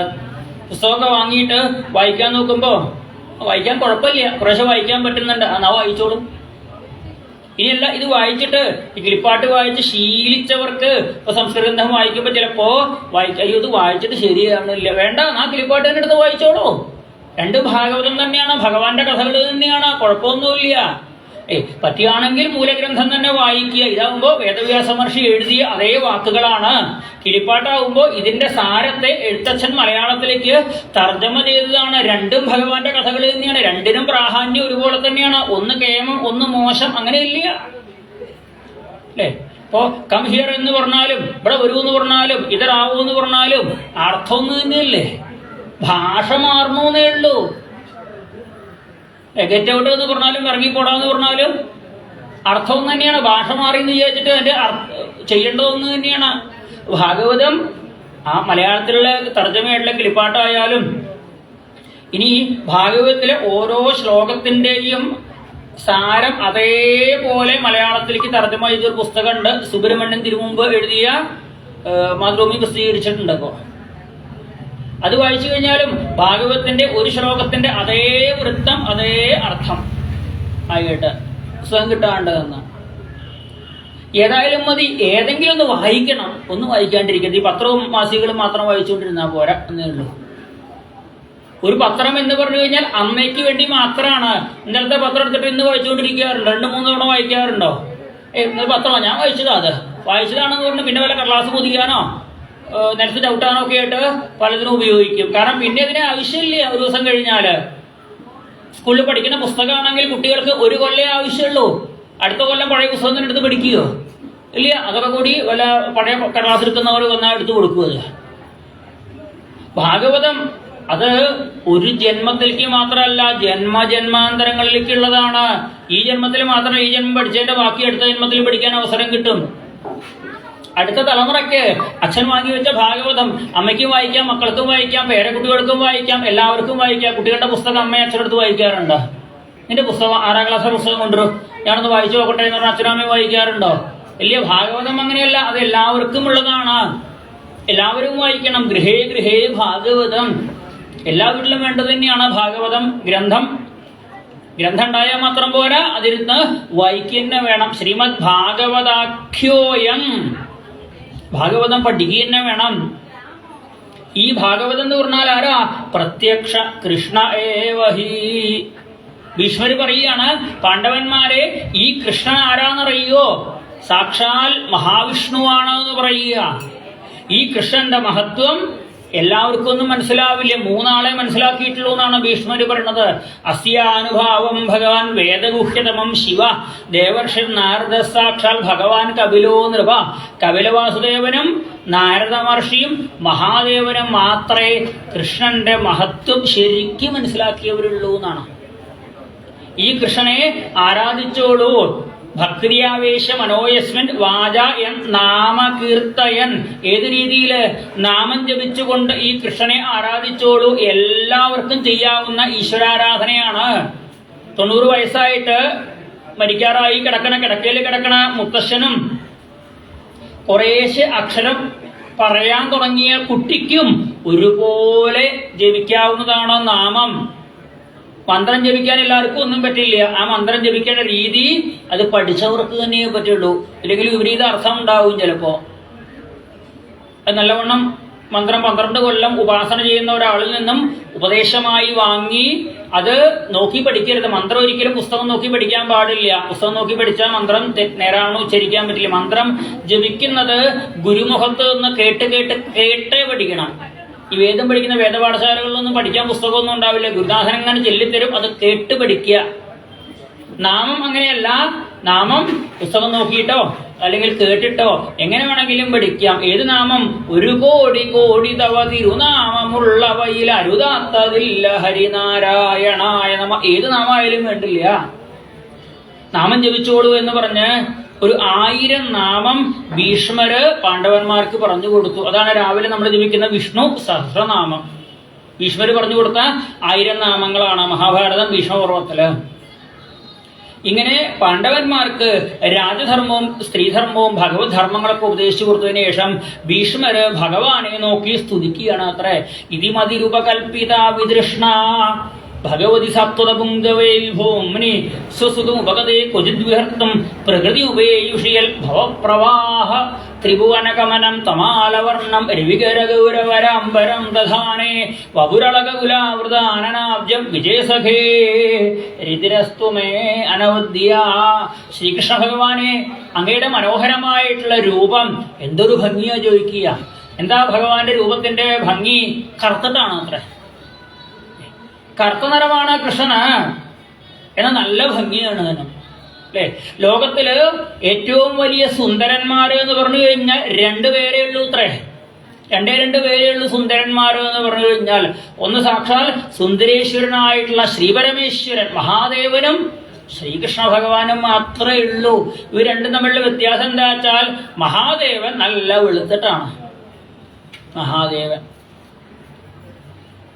എന്നാൽ മഹാദേവന്റെ വേഷം നല്ല ഭംഗിയുള്ള പട്ടും നല്ല ഭംഗിയുള്ള ഷാളും ഒക്കെ ധരിച്ചുകൊണ്ടാണോ? അല്ല, പുലിത്തോലും ആനത്തോലും പുതച്ചുകൊണ്ട് പുലിത്തോലും എടുത്തുകൊണ്ട് ഷാളായിട്ട് ഉപയോഗിച്ചിരിക്കണത്. കഴുത്തില് ഷാളായിട്ട് ആനയുടെ തോല പുതയ്ക്കാൻ. ഹിമാലയല്ലേ, നല്ല തണുപ്പാ. അതുകൊണ്ട് ആനത്തോലാട പുതയ്ക്കുന്നിതു ശിവൻ അരയിൽ പുലിത്തോലുടുക്കുമല്ലോ. ആ ആനയുടെ തോലാണ് ഭഗവാന് ഷാളായിട്ട് പുതയ്ക്കാനായിട്ട്. കഴുത്തിൽ ആഭരണം എന്ന് പറഞ്ഞു കഴിഞ്ഞാൽ പാമ്പും രുദ്രാക്ഷവും ഒക്കെയാണ്. എന്നും പൗഡർ ഇടണം അത്ര മഹാദേവനെ കണ്ടിട്ടാണ് ഇന്ന് നമ്മളൊക്കെ പൗഡർ ഇടാൻ തുടങ്ങിയത്. പക്ഷേ മഹാദേവനിടുന്ന പൗഡർ തന്നെ ഇടണം നമ്മള്. അതിടാത്തോണ്ടാണ് നമുക്ക് ആ ഗുണം കിട്ടാത്തത്, ഭംഗി കിട്ടാത്തത്. മഹാദേവനിടുന്ന പൗഡർ എന്ന് പറഞ്ഞു കഴിഞ്ഞാൽ എന്താ? ഭസ്മമാണ്. ഭസ്മം ഇപ്പൊ നമുക്കാവുമ്പോ, മഹാദേവനാവുമ്പോ ശവശരീരം കത്തിച്ച ഭസ്മം തന്നെ ആവാം. നമുക്കാവുമ്പോ ചാണകം കത്തിച്ചുണ്ടാവുന്ന ആ ഒരു ഭസ്മം. ശിവരാത്രി നാളില് വേണം ചാണകം കത്തിച്ച് ഭസ്മം ഉണ്ടാക്കാനായിട്ട്. ആ നിയമങ്ങളൊക്കെ ഉണ്ട് ഭസ്മ നിർമ്മാണം എന്ന് പറഞ്ഞിട്ട്. ഭസ്മം തൊടുക ഭഗവാൻ, പൗഡർ ഇടാനായിട്ട്. മഹാദേവൻ ഭസ്മാണ് തൊടാറ്. പുലിത്തോലും ആനത്തോലും ഒക്കെ കൊടുത്ത് തലമുടി ഭംഗിയായിട്ട് ചീകി വെച്ച് അതവിടെ പീലി വെക്കുന്ന ആളല്ല മഹാദേവൻ. അത് ജടയായിട്ട് അവിടെ കിടക്കും. അതിൽ രുദ്രാക്ഷമൊക്കെ ധരിക്കുകയുണ്ടാവുക. എന്നാൽ നല്ല ഭംഗിയാണ് മഹാദേവനെ കാണാൻ. സുന്ദരേശ്വരൻ എന്നാണ് ആ ഒരു മഹാദേവന് പേര്. പിന്നെയുള്ള സുന്ദരനാരാ? കറുത്തിട്ടുള്ള കൃഷ്ണനാ. കൃഷ്ണൻ ആള് കറുത്തിട്ടാണെങ്കിലും അലങ്കാരം കേമാണ്. എത്ര പാലഭിഷേകം ചെയ്തിട്ടും ഭഗവാന് വെളുത്തിട്ടുണ്ട്. ഇന്നും കറുപ്പ് തന്നെയാണ്. ഭഗവാന് അലങ്കാരം കൊണ്ട് ഭഗവാനെ എത്ര അലങ്കരിച്ചാലും മാല കുറെ ഇല്ലേ ഉണ്ട്. വെളുത്ത മാലയുണ്ട്, ചുവന്ന മാലയുണ്ട്, തുളസി മാലയുണ്ട്, പട്ടുണ്ട്, അതുപോലെ പ്രഭാമണ്ഡലമുണ്ട്. നല്ലൊരു പീഠത്തിന്റെ മുകളിലൊക്കെയാണ് ഇരിക്കുന്നത്. ചന്ദനവും അവിടെ നെറ്റിയില് പൊട്ടുകോർത്ത് തൊടിയിച്ചിട്ടുണ്ട്. ഇനി ആയിക്കൂടെ ആവാം തലയിലൊരു പീലിയുടെ കുറവും കൂടി ഉണ്ട് അല്ലേ. യുവതിയോട് പറയാം ഒരു പീലിയും കൂടി നാളെ വെച്ചു കൊടുക്കാൻ. കാരണം ഭഗവാന് അലങ്കാരം എത്രയായാലും മതിയാവില്ല. ഒരു പീലി വെച്ച് കൊടുത്താൽ പോലും പീലി ഒന്നും കൂടി ആവാട്ടോ, വേണമെങ്കിൽ 2 പീലി ആവാട്ടോ. എന്നാലോ അരയിലൊരു അരഞ്ഞാണം കൂടി ആവാട്ടോ, കഴുത്തിലൊരു മാലയും കൂടി ആവാട്ടോ. എത്രയായാലും ഭഗവാന് അലങ്കാരം മതി എന്ന് പറയില്ല. എത്ര അലങ്കരിച്ചാലും ഈ ആർക്കാ ഭംഗി കൂടുന്നത്? ഭഗവാനല്ല ഭംഗി കൂടുന്നത്, ഭഗവാന്റെ കഴുത്തിരിക്കുന്ന മാലയ്ക്കാണ് ഭംഗി കൂടുന്നത്. ആ കെട്ടിയ മാല ഒരു ഇലയിൽ അവിടെ കൊണ്ടുവച്ചാൽ ആ മാല ഇലയിലിരിക്കുന്നത് കാണാനാണോ ഭംഗി, അതോ ഭഗവാന്റെ കഴുത്തിലിരിക്കുന്നത് കാണാനാണോ ഭംഗി? കടയിൽ മാല കച്ചവടക്കാർ തൂക്കിയിടാറുണ്ട് അല്ലേ. അവിടെ പോയിട്ട് ആരെങ്കിലും നല്ല ഭംഗിയുള്ള മാലാട്ടോ എന്ന് പറഞ്ഞ് പോയിട്ട് തൊഴുകയെ ആ മാലയിൽ നിന്ന് ഒരു പൂവ് തരുമോ? തലയിൽ ചൂടാന്ന് പറഞ്ഞ് വാങ്ങാറുണ്ടോ? കടയിലുള്ള മാലയിൽ പോയിട്ട് ആരെങ്കിലും വാങ്ങാറുണ്ടോ ഒരു പൂവ്? എന്നാൽ അമ്പലത്തിലെത്തുമ്പോഴോ ആ ഭഗവാന്റെ മാലയെന്ന് ഒരു പൂവ് അല്ലെ, വൈകുന്നേരം ആകുമ്പോൾ അല്ലെങ്കിൽ രാവിലെ ആ മാലയൊക്കെ എടുത്ത് പുറത്തേക്കിടുമ്പോ ഭഗവാൻ ചാർത്തിയ മാലയാണ് എന്ന് ഒരു പൂവ് എടുത്ത് ചൂടാനായിട്ട് ആളുകൾ മോഹിക്കുന്നു. അത് പ്രസാദമാണ്, ഭഗവാൻ ചാർത്തിയ മാലയാണ്. മാലയ്ക്കാണ് ഭംഗി കൂടുന്നത്, ഭഗവാനല്ല. ഭഗവാന് ഈ ഭംഗി കൂടേണ്ട കാര്യമൊന്നുമില്ല. സൗന്ദര്യോത്തരോപി സുന്ദരതരം, സൗന്ദര്യത്തിന് സൗന്ദര്യം കൊടുത്തയാളോ ഭഗവാൻ. ഭഗവാൻ ഈ സൗന്ദര്യത്തിന്റെ ആവശ്യമൊന്നുമില്ല. അപ്പൊ നമ്മൾക്കും ഭംഗി കൂടാൻ എന്ത് ചെയ്താൽ മതി അറിയോ? ബ്യൂട്ടി പാർലർ പോകേണ്ട കാര്യമൊന്നുമില്ല. നമുക്ക് ഭംഗി കൂടണമെന്നുണ്ടെങ്കിൽ വീട്ടിലുള്ള പൂജാമുറിയിലുള്ള കൃഷ്ണനെ നല്ലോണം അലങ്കരിച്ചാൽ മതി. ബ്യൂട്ടി പാർലറിൽ പോയിട്ടുള്ള സൗന്ദര്യം കൂടി കളയേണ്ട കാര്യമില്ല. പൂജാമുറിയിൽ കൃഷ്ണവിഗ്രഹം ഉണ്ടാവില്ലേ? ആ കൃഷ്ണവിഗ്രഹത്തില് ദിവസേന പുതിയ പുതിയ പട്ടുവസ്ത്രങ്ങള്, ഭഗവാന് നമുക്ക് വസ്ത്രങ്ങളുള്ളതുപോലെ ഭഗവാന് പട്ടുവസ്ത്രങ്ങള്, പട്ടുപാവാട, ഭഗവാന്റെ ഉത്തരീയം. നമുക്ക് വസ്ത്രം വാങ്ങാൻ വേണ്ടി കുറെ കാശ് ചിലവാക്കാനല്ലേ. സാരി വാങ്ങാൻ 5 മീറ്റർ നീളമുള്ള സാരി വേണം. ഭഗവാൻ 5 മീറ്ററിന്റെ ആവശ്യമുണ്ടോ? 1/2 മീറ്റർ മതി ഭഗവാന് അല്ലെ. പരമാവധി 1 മീറ്റർ ഉണ്ടെങ്കിൽ നല്ലോണം ഞൊറിയോടുകൂടി ഒരു പട്ടുപാവാട തിന്നാം അല്ലേ. ഒരു സാരി കീറിയാൽ 5 പാവാട ഉണ്ടാക്കാം ഭഗവാന് അല്ലെ. നാളെ തന്നെ തീരുമാനിച്ചോളൂ ഏത് സാരിയാ കീറി ടൈലറെ ഏൽപ്പിക്കേണ്ടത് എന്ന്. പിള്ളേരെ വെച്ച് ഏറ്റവും പുതിയത് പൊടി വാങ്ങി വെച്ചിട്ടുണ്ടെങ്കിൽ അത് തന്നെ ആവുക. ഓരോ ദിവസവും ഭഗവാനെ ഓരോ പാവാട ഉടുപ്പിക്കുക. ദിവസവും പൂജാമുറിയിലോ ഭഗവാനെ പാവാട ഉടുപ്പിക്കുക. ദിവസവും നമ്മൾ വേഷം മാറ്റാറില്ലേ? 2 നേരം 3 നേരം ഒക്കെ വേഷം മാറ്റാറുണ്ട്. അങ്ങാടി പോകണമെങ്കിൽ ഒരു വേഷം മാറ്റും. രാവിലെ കുളി കഴിഞ്ഞാൽ ഒരു വേഷം മാറ്റില്ല, ടൗണിൽ പോകണമെങ്കിൽ ഒരു വേഷം മാറ്റില്ല, പിന്നെ വൈകുന്നേരം മേക്കഴുകി കുളി ചെയ്ത് കഴിഞ്ഞാൽ വീണ്ടും ഒരു വേഷം മാറ്റില്ല. ഭഗവാന് 3 നേരം വേണമെന്നും പറയില്ല, ഓരോ നേരമെങ്കിലും ഭഗവാന്റെ വസ്ത്രം മാറ്റി കൊടുക്കണം. പുതിയ പുതിയ വസ്ത്രങ്ങൾ അലക്കിയിടണം. പറ്റിയാണെങ്കിൽ ഇസ്തിരി ഇട്ടോളൂ. നമ്മളെ കുട്ടിക്ക് നമ്മൾ ഇസ്തിരി ഇട്ട് കൊടുക്കണില്ലേ? സ്കൂളിൽ പോകുമ്പോൾ യൂണിഫോം ഇസ്തിരി ഇട്ട് കൊടുക്കണില്ലേ? നമ്മളെ കുട്ടി തന്നെയല്ലേ ഇത്. നമ്മളെ കുട്ടിയായിട്ട് ആ കണ്ണെ കണ്ടുകൂടെ? നമ്മളെ കുട്ടിക്ക് മാലയിട്ട് കൊടുക്കണില്ലേ? ആ കണ്ണന് ഒരു മാലയിട്ട് കൊടുത്തൂടെ? നമ്മളെ കുട്ടി പെൺകുട്ടിയാണെന്നുണ്ടെങ്കിൽ തലയിൽ മുല്ലപ്പൂ വെച്ച് കൊടുക്കണില്ലേ? ഭഗവാൻ പറയാം എനിക്ക് ആൺകുട്ടിയിൽ തലയിൽ മുല്ലപ്പൂ വെക്കുന്നോണ്ട് കുഴപ്പമൊന്നുമില്ല, കഴുത്തിലിട്ടാലും മതി. നമ്മളെ കുട്ടിക്ക് പൊട്ടുകൊട്ട് കൊടുക്കണില്ലേ? ഭഗവാന് പൊട്ടുകൊട്ട് കൊടുക്കുക. നമ്മളെ കുട്ടിക്ക് ചന്ദനം കൊടുക്കണില്ലേ? ചന്ദനം തൊടിച്ച് കൊടുക്കുക. നമ്മുടെ കുട്ടിക്ക് എന്തൊക്കെ ചെയ്യുന്നുണ്ടോ? നമ്മുടെ കുട്ടിയുടെ പിറന്നാളിന് നമ്മള് കുട്ടിക്ക് സ്വീറ്റ്സ് വാങ്ങിക്കൊടുക്കാറുണ്ട്, കുട്ടിക്ക് ഉടുപ്പ് വാങ്ങിക്കൊടുക്കാറുണ്ട് പിറന്നാളിന്. ഈ കുട്ടിക്ക് എപ്പോഴെങ്കിലും ഏതെങ്കിലും അഷ്ടമിരോഹിണിക്ക് വസ്ത്രം വാങ്ങിക്കൊടുത്തിട്ടുണ്ടോ? ഒരാള് അല്ലേ. ഇവിടെ 50-ലധികം ആൾക്കാരുണ്ട്. അതിൽ ഒരാളാണ് കൊടുത്തിട്ടുണ്ട്, 1-2 ആൾക്കേ പറയാൻ പറ്റുന്നുള്ളൂ. അവരൊക്കെ അവരവരുടെ കുട്ടിക്ക് വാങ്ങിക്കൊടുത്തിട്ടില്ലേ പിറന്നാളിന്? ഇല്ല കേട്ടോ, ഞാൻ എൻ്റെ കുട്ടിക്ക് പിറന്നാളിനൊന്നും വാങ്ങിക്കൊടുക്കാറില്ല. അങ്ങനെ പറയാറുണ്ടോ? കുട്ടിക്ക് പിറന്നാളാണ് എന്ന് പറഞ്ഞു കഴിഞ്ഞാൽ ഓരോന്നും ചെയ്യുന്നുണ്ടെങ്കിൽ വീട്ടിലെ പൂജാമുറിയിലുള്ള കുട്ടിയല്ലേ ഇത്? നമ്മുടെ കുട്ടി എന്നും കൂടെ ഉണ്ടാവുമോ? ആൺകുട്ടിയാണെങ്കിൽ കല്യാണം കഴിഞ്ഞാൽ ഭാര്യയും കൂട്ടി വേറെ വീട്ടിൽ പോയി താമസിക്കും. കൂടെ ഉണ്ടാവുമെന്നൊന്നും വിചാരിക്കണ്ട, വിട്ടുപോകും നമ്മളെ. പെൺകുട്ടിയാണെങ്കിൽ കല്യാണം കഴിഞ്ഞാൽ ഭർത്താവിൻ്റെ കൂടെയും പോവും. ആകെ കൂടെ ഉണ്ടാവും ഏത് കുട്ടിയുള്ളൂ? പൂജാമുറിയിൽ ഇരിക്കുന്ന ഒരു കുട്ടി മാത്രമേ കൂടെ ഉണ്ടാവുള്ളൂ. ആ കുട്ടിക്കാണെങ്കിൽ ഒന്നും കൊടുക്കൂല. രാവിലെ വീട്ടിൽ പാല് വാങ്ങാറില്ലേ അല്ലേ? അത് ദിവസവും കട്ടൻ ചായയാണോ? വല്ലപ്പോഴൊക്കെ പാല് വാങ്ങാറില്ലേ? പാല് കാച്ചാറും ഉണ്ട് അല്ലേ? കാച്ചുമ്പോൾ ഒന്ന് ലേശം ഈ കുട്ടിക്ക് കൊടുത്തൂടെ?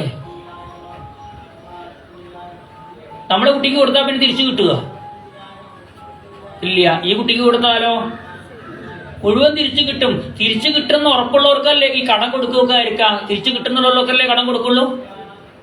അയക്ക് കൊടുത്താൽ കിട്ടില്ല കേട്ടോ, അങ്ങനെയുള്ളവർക്ക് കടം കൊടുക്കാറുണ്ടോ? ഇത് തിരിച്ചു തരുന്ന ഉറപ്പുള്ള ഭഗവാന്റെ മുമ്പിൽ ലേശം പാല് കൊണ്ടു വെക്കാൻ വയ്യ. ഇങ്ങോട്ട് തിരിച്ചു കിട്ടില്ല എന്ന് ഉറപ്പുള്ള നമ്മുടെ കുട്ടിക്ക് കൊടുക്കുകയും ചെയ്യും. നമ്മുടെ കുട്ടി കൊടുത്താൽ കുട്ടി കുടിക്കുക എന്നല്ലാണ്ട് അങ്ങനെ കിട്ടുമൊന്നുമില്ല. എന്നാൽ കണ്ണന്റെ മുമ്പിൽ വെച്ച് കഴിഞ്ഞാൽ നമുക്കത് എടുത്തിട്ട് കുടിക്കുകയും ചെയ്യാം. നീ വേണ്ട നിനക്ക് ചായയിലേക്ക് ഒഴിച്ചിട്ട് ചായ നല്ല പാൽ ചായയായിട്ട് കുടിക്കുകയും ചെയ്യാം. വീട്ടിൽ പാല് കാച്ചുമ്പോ ഭഗവാന്റെ മുമ്പിൽ ഒന്ന് കൊണ്ടുവെക്കുക. ആ ഒരു മനസ്സുണ്ടായാൽ മതി. എന്റെ ഭാര്യ പാല് കാച്ചിട്ട് കൊണ്ടുവയ്ക്കുന്ന സമയത്ത് പറഞ്ഞേക്കണ്ട, കണ്ണാ നല്ല ചൂടുള്ളതാണ്, ശ്രദ്ധിച്ച് കുടിക്കണേ എന്ന് പറഞ്ഞേക്കാം.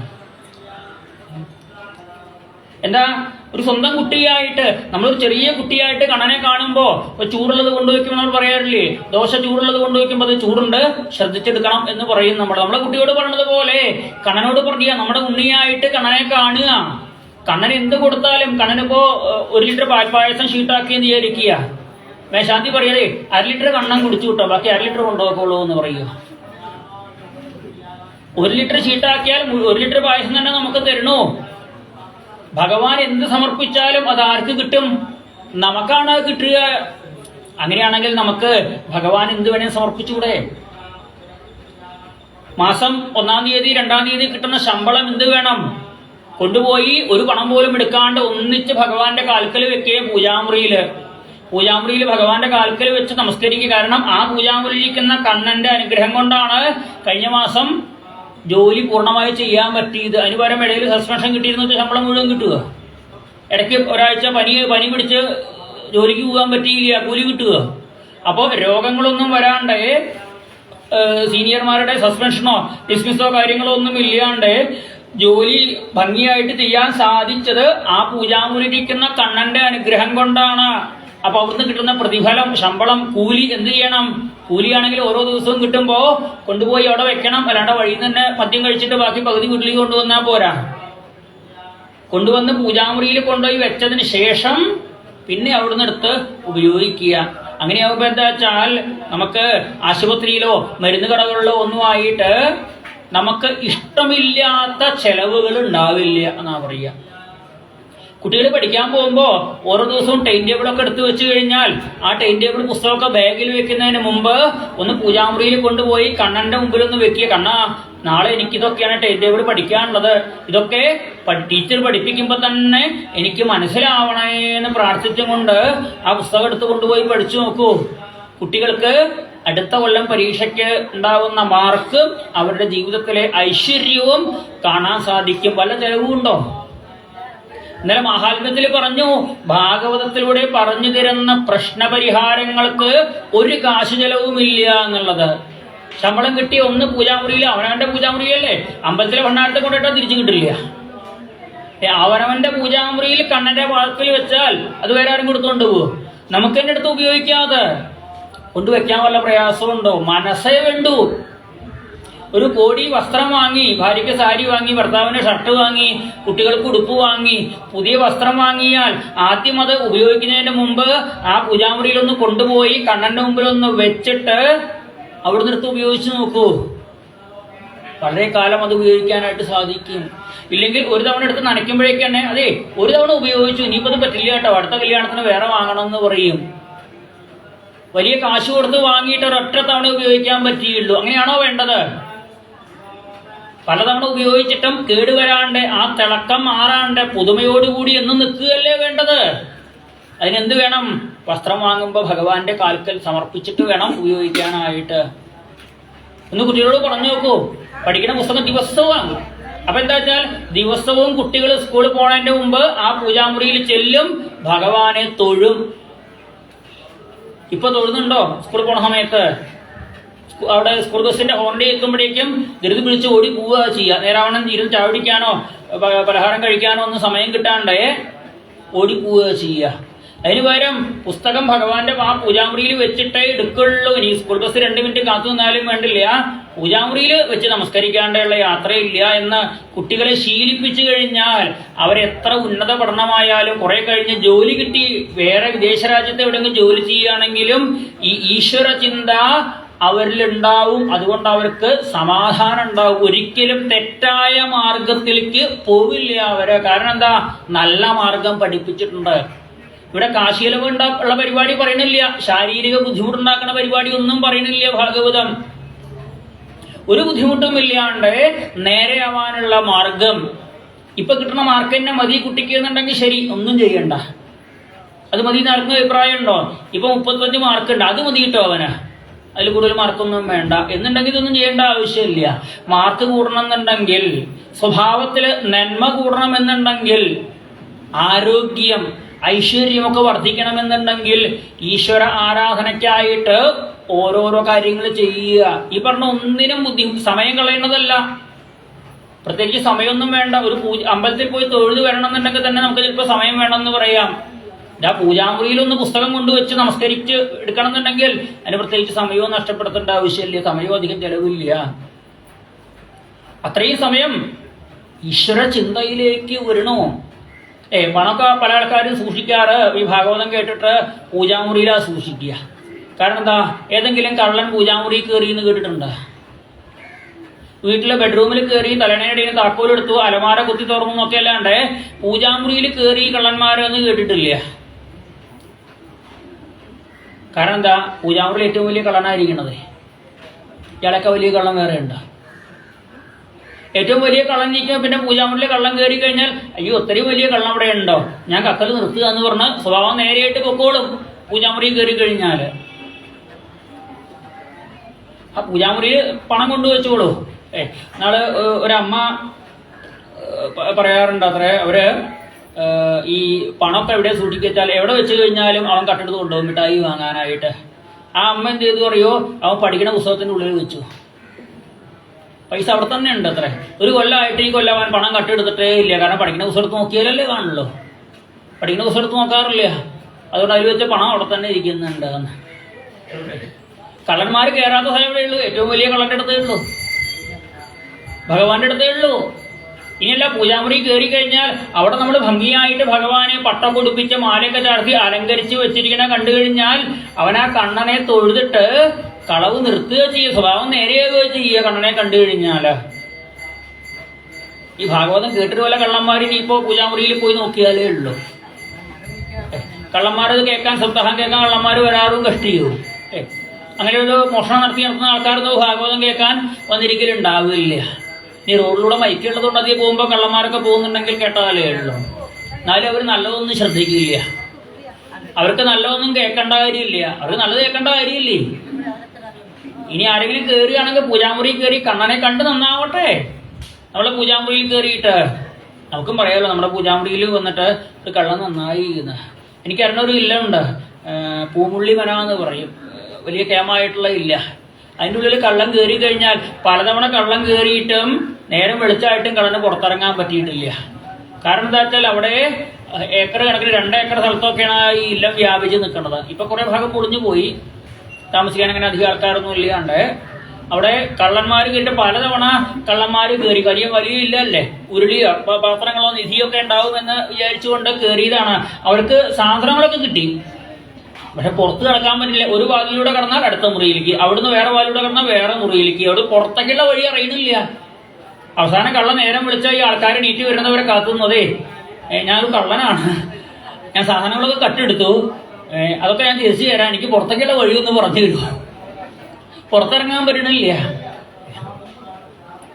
അത് ഇല്ലത്തിന്റെ വലിപ്പം കൊണ്ട് പൂജാമുറിയിൽ കയറി കഴിഞ്ഞാൽ കള്ളന്മാരുടെ പോലും നേരെയാവുന്നുണ്ടെങ്കിൽ നമ്മുടെ കുട്ടികൾ നേരെയാവാണ്ടിരിക്കുമോ? എന്നും സ്കൂളിൽ പോണ ദിവസം മുഴുവൻ പൂജാമുറിയിൽ കയറി ഭഗവാനെ തൊഴുത് നമസ്കരിക്കുന്ന ഒരു കുട്ടി പിന്നെ ചീത്തയാവില്ല.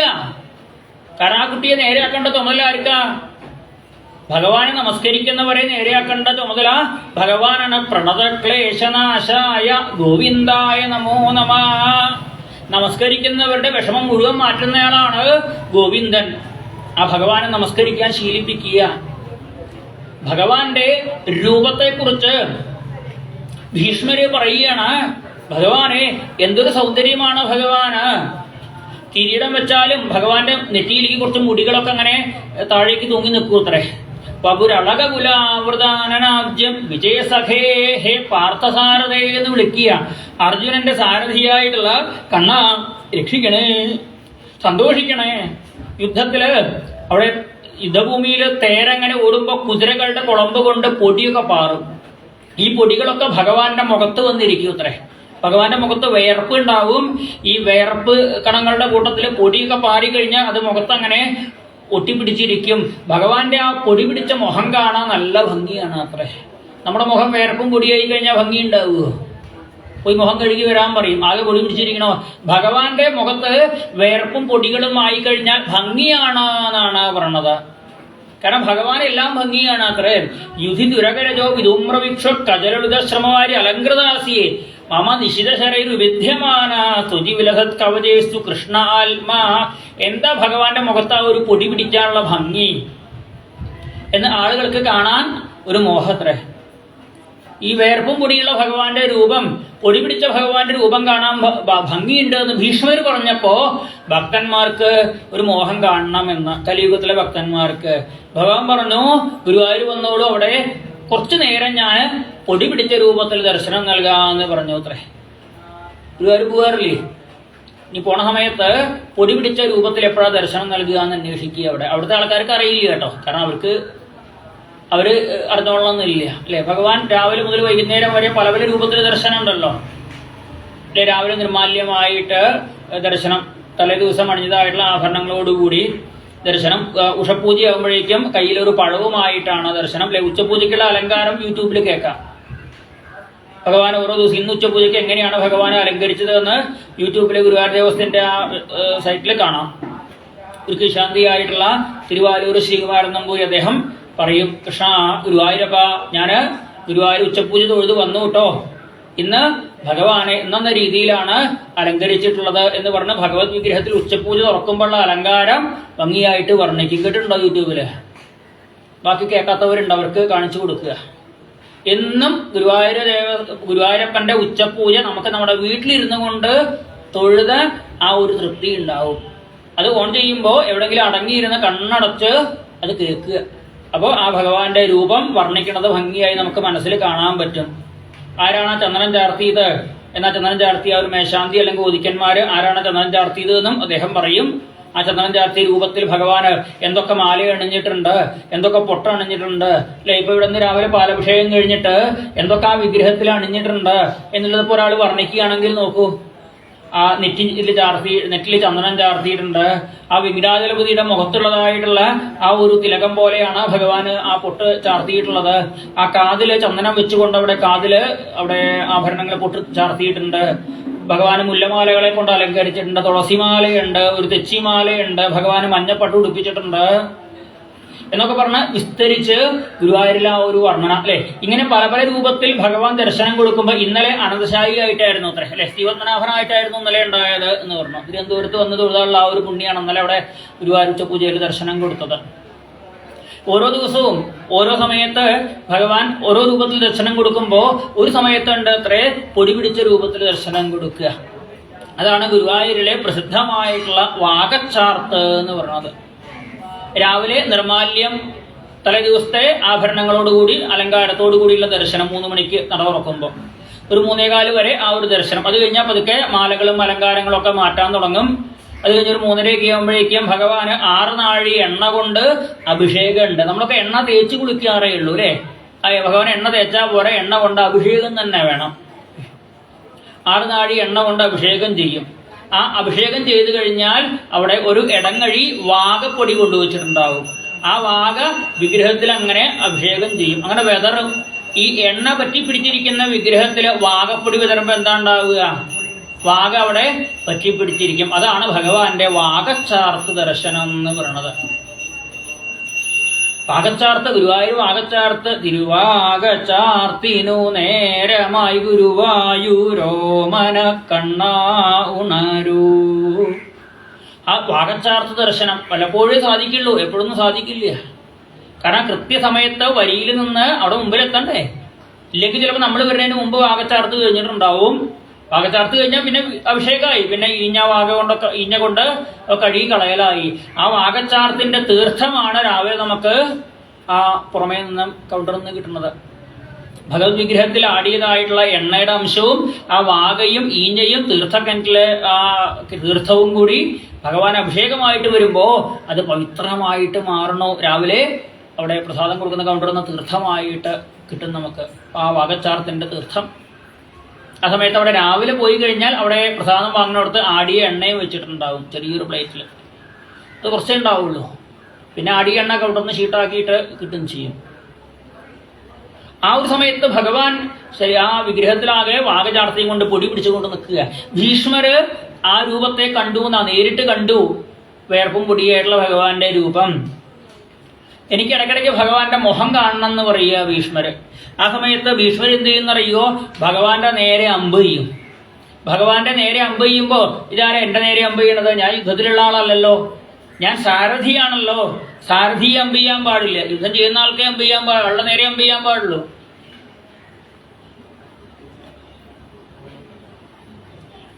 സാരഥിയുടെ നേരെ കൃഷ്ണന്റെ നേരെ അമ്പ് ചെയ്യുമ്പോൾ കൃഷ്ണൻ ആരാ എന്നെ അമ്പ് ചെയ്യണത് എന്ന് വിചാരിച്ച് അമ്പ് വന്ന് ദിക്കിലേക്ക് നോക്കുമ്പോഴാണ് ഭീഷ്മരാണ് അമ്പ് ചെയ്യണത്. എന്താ ഭീഷ്മരെ എൻ്റെ നേരെ അമ്പ് ചെയ്യണത് ചോദിക്കുമ്പോൾ അമ്പും വില്ലൊക്കെ അവിടെ വെച്ചിട്ട് തൊഴുത്ര എനിക്ക് മുഖം ഒന്ന് കാണാൻ വേണ്ടിയിട്ടാണ്. ഭഗവാന്റെ മുഖം ഒന്ന് കാണാൻ വേണ്ടിയിട്ട്, അത്രയേ ഉള്ളൂ, വേറെ ഒന്നും വേണ്ട. എന്തൊരു ഭംഗിയാണ് ആ രൂപം എന്ന് പറയുക. വിജയരഥ കുടുംബ ആ വ്യവഹിത പ്രതനാമുഖം നിരീക്ഷിയ. ഭഗവാന്റെ മുഖം ഒന്ന് കാണുക, അത്രേ എനിക്ക് ആവശ്യമുള്ളൂ എന്ന് പറയുക. ഭഗവാൻ ഒരു പ്രതിജ്ഞ ഉണ്ടായിരുന്നു കുരുക്ഷേത്ര യുദ്ധത്തിൽ ആയുധം എടുക്കില്ല എന്ന്. പക്ഷേ ഭീഷ്മർക്ക് പ്രതിജ്ഞ ഉണ്ടായിരുന്നു കൃഷ്ണനെ കൊണ്ട് ആയുധം എടുപ്പിക്കും, അല്ലെങ്കിൽ അർജുനെ കൊല്ലുമെന്ന്. ഭീഷ്മര് പറഞ്ഞു എനിക്ക് അർജുനെ കൊല്ലാൻ നിർബന്ധമൊന്നുമില്ല, കൃഷ്ണൻ ആയുധം എടുത്താൽ മതി. കൃഷ്ണൻ പറഞ്ഞു ഞാൻ ആയുധം എടുത്തോളാം. അപ്പൊ കൃഷ്ണന്റെ വാക്കോ അത് സാരില്ല എന്ന് പറഞ്ഞു.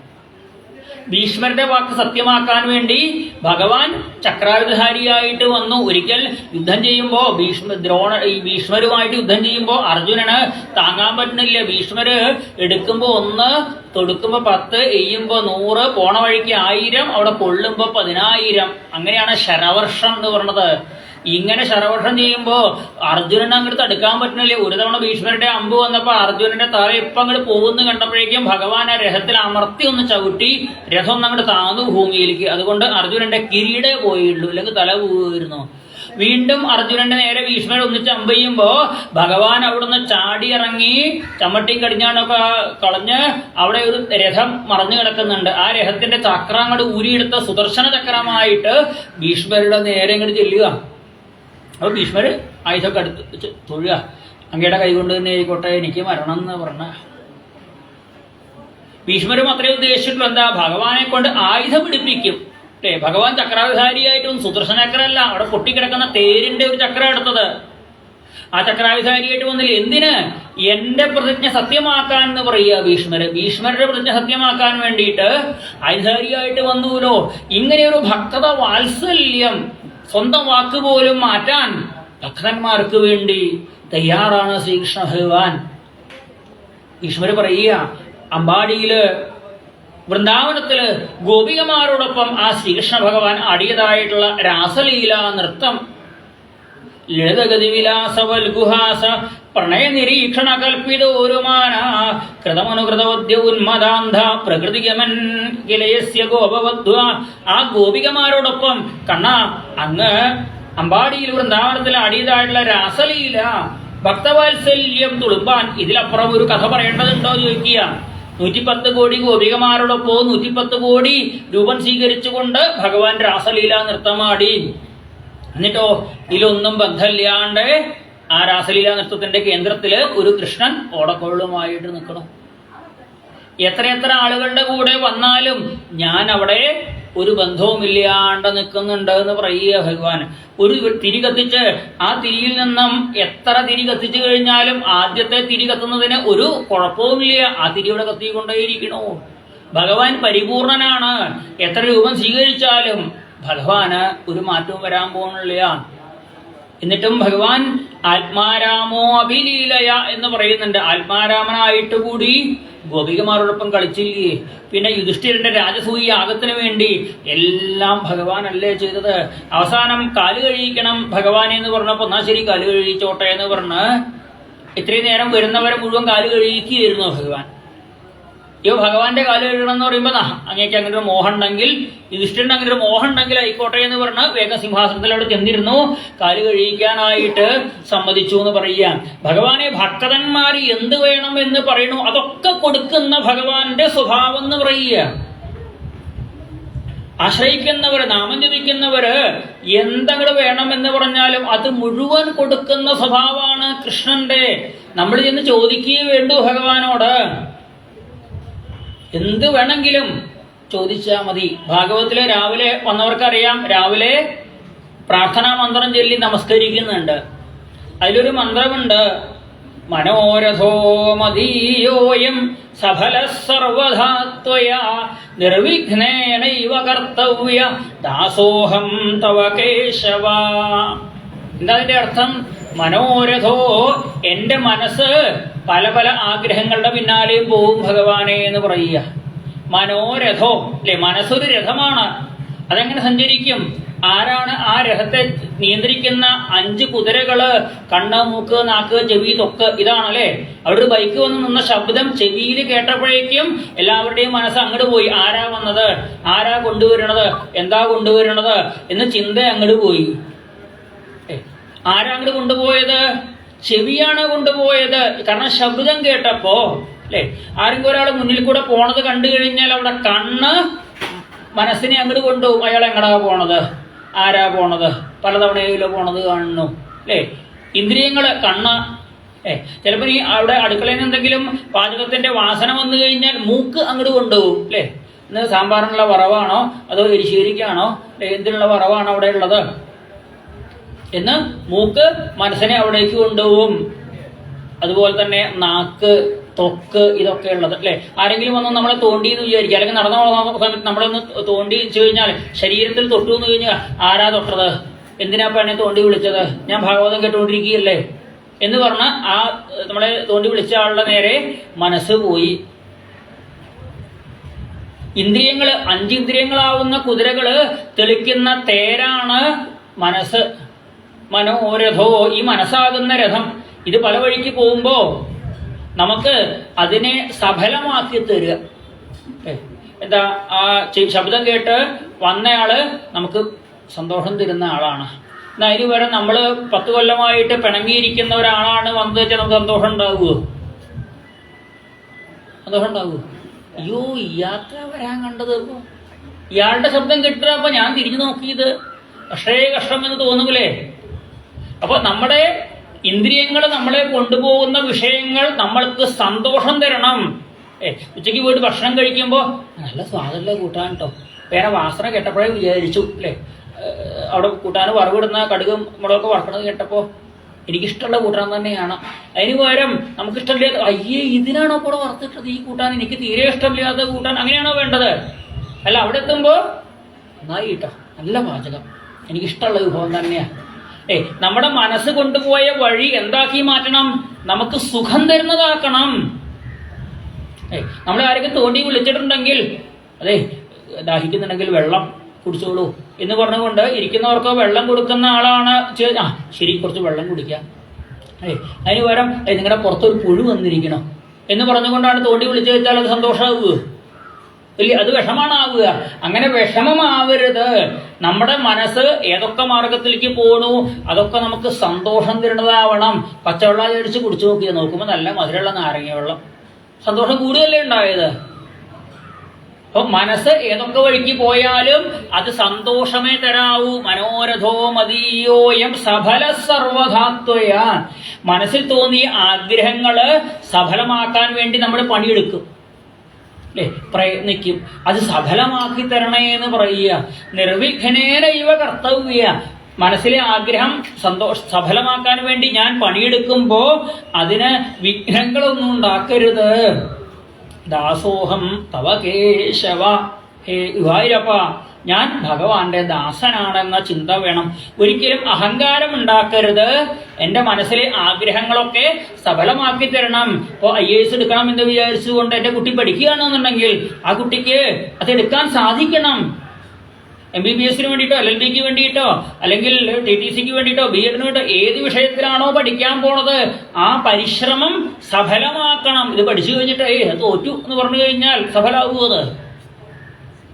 അപ്പോ സഫലമാക്കാൻ എന്ത് ചെയ്യണു?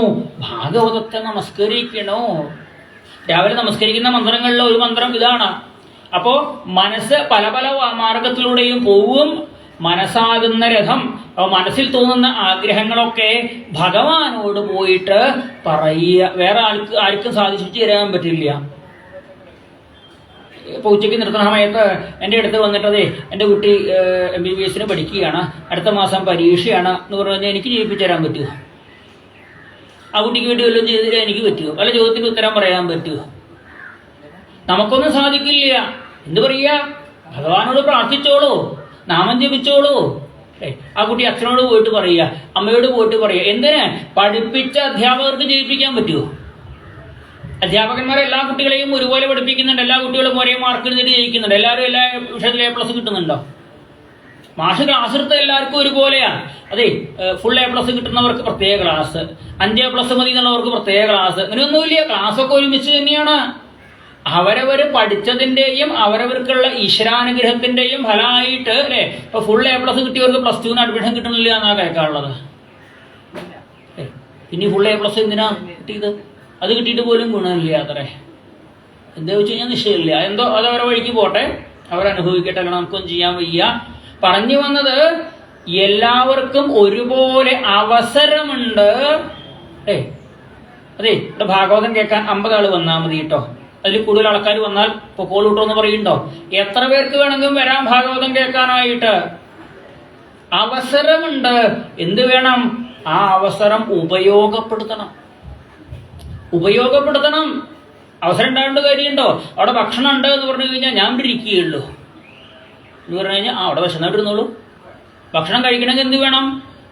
ആ സമയമായാൽ എണീറ്റ് പോകണം. അവിടെ എത്തിയിട്ട് പ്ലേറ്റോ എന്താ വെച്ചാൽ എടുത്തിട്ട് ഭക്ഷണം വാങ്ങിയിട്ട് വേണ്ടത് കഴിച്ച് വന്നിരിക്കണം. ഇത് ചെയ്യലവനം തന്നെ വേണം. അവിടെ ഉണ്ടെന്ന് കാണിച്ചു തരാനേ പറ്റുള്ളൂ. അവസരം ഉപയോഗിക്കണം. ജീവിതത്തിൽ അവസരങ്ങൾ സഫലമാവണം എന്നുണ്ടെങ്കിൽ ഏത് ഡോക്ടറും പറയും ഞങ്ങൾക്ക് പറ്റുന്ന പോലെയൊക്കെ ചെയ്തിട്ടുണ്ട് കേട്ടോ, എല്ലാത്തിനും മുകളിൽ ഒരാളില്ലേ പ്രാർത്ഥിച്ചോളൂ എന്ന് പറയും. ഏതൊരു ഡോക്ടർമാരും ഏത് മതത്തിൽപ്പെട്ട ആൾക്കാരാണെങ്കിലും ഡോക്ടർമാർക്ക് ഒരു നിർദ്ദേശമുണ്ട് അത്രേ, ഏതൊരു രോഗിയും ശുശ്രൂഷിക്കുന്നതിന് മുമ്പ് ഒന്ന് പ്രാർത്ഥിക്കാൻ. ഏതൊരു ഓപ്പറേഷൻ ചെയ്യുന്നതിന് മുമ്പ് ഡോക്ടർമാർക്ക് പ്രാർത്ഥനയുണ്ട്. അവരവർക്ക് അവരവരുടെ ആ രീതിയിലാവുമെന്നേ ഉള്ളൂ. പ്രാർത്ഥനയുണ്ട്. കാരണം അവനവന്റെ പ്രവൃത്തി കൊണ്ടല്ല രോഗി രക്ഷപ്പെടുന്നത്. ആ രോഗിക്കും ഈ ഡോക്ടർക്കും ഒരുപോലെ ഈശ്വരാനുഗ്രഹം വേണം, എന്നാലേ രക്ഷപ്പെടുള്ളതേ. ആ ഡോക്ടറുടെ ഓപ്പറേഷൻ ചെയ്തവരൊക്കെ മരിച്ചു പോയിട്ടേ ഉള്ളൂ. പിന്നെ ആരൊക്കെ ഇവിടേക്ക് ചെല്ലുമോ? ആ ഡോക്ടർ പരിശോധിച്ചവർക്കൊക്കെ നല്ല ഫലം കിട്ടിയിട്ടുണ്ട് എന്ന് പറയുമ്പോഴല്ലേ രോഗികൾ വീണ്ടും വീണ്ടും അവിടേക്ക് ചെല്ലുള്ളൂ. അപ്പൊ ഡോക്ടർക്ക് എന്ത് വേണം? ഡോക്ടർക്ക് ഈശ്വരാനുഗ്രഹം വേണം. ചില പറയില്ലേ ഇത് അപ്പുറത്തുള്ള അവർ ആ ഡോക്ടറെ പോയി കണ്ടാൽ മതി കേട്ടോ. ഒരുപാട് പേര് കണ്ട് അവർക്ക് ഫലം കിട്ടിയിട്ടുള്ളതാണ്. അപ്പൊ അവർക്ക് ഈശ്വരാനുഗ്രഹം വേണം, പ്രാർത്ഥന വേണം, നാമജപം വേണം. പ്രാർത്ഥന കൊണ്ട് ജീവിതത്തില് ഈശ്വരാനുഗ്രഹത്തിന് വേണ്ടിയുള്ള പല പല മാർഗങ്ങളിൽ ഒരു മാർഗമാണ് പൂജാമുറിയിൽ പോയിട്ടുള്ള പ്രാർത്ഥന. അമ്പലത്തിലേക്ക് പോകാൻ പറ്റുകയാണെങ്കിൽ പൊക്കോളൂ.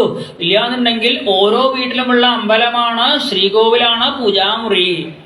ആ പൂജാമുറിയിൽ പോയിരുന്ന് കുറച്ചു നേരമെങ്കിലും നാമം ജപിക്കുക, നിത്യശീലമാക്കി മാറ്റുക. നാമകീർത്തയൻ, നാമം ജപിച്ചുകൊണ്ട് ആരാധിച്ചോളാൻ ഭീഷ്മര് പറഞ്ഞു. ഭീഷ്മർക്ക് മുക്തി കിട്ടി. ഭഗവാൻ ദ്വാരകയിലേക്ക് തിരിച്ചുപോയി. ആ സമയത്താണ് പരീക്ഷിത്തിന്റെ ജനനം. ഉത്തരാദേവിയുടെ ഗർഭത്തിലുണ്ടായിരുന്ന ശിശു പുറത്തേക്ക് വന്നു. യുധിഷ്ഠിരൻ ജാതകമൊക്കെ ഉണ്ടാക്കി നല്ല നല്ല ഗുണങ്ങൾ ഈ ഉണ്ണിക്ക് ഉണ്ടാവും. പക്ഷേ അവസാനം തക്ഷകാതാത്മനോ മൃത്യും ദ്വിജപുത്രോപസർജിതാത്, പാമ്പ് കടിയേറ്റാണ് മരിക്കുക. ഏതെങ്കിലും പാമ്പല്ല, തക്ഷകൻ കടിച്ചിട്ടാണ് മരിക്കുക, ബ്രാഹ്മണ ശാപം കൊണ്ട് എന്ന് കേട്ടപ്പോ യുധിഷ്ഠിരന്റെ പാണ്ഡവന്മാർക്ക് വലിയ ദുഃഖമായി മാറി.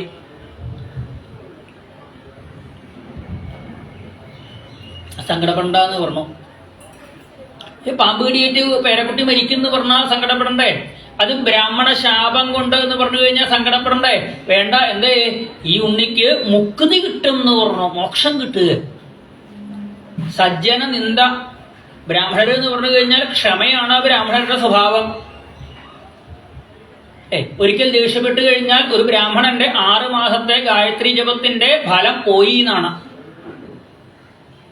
ഒരു തവണ ദേഷ്യപ്പെട്ട് കഴിഞ്ഞാൽ ദേഷ്യം പാടില്ല, ക്ഷമ വേണ്ടവരാ ബ്രാഹ്മണർ.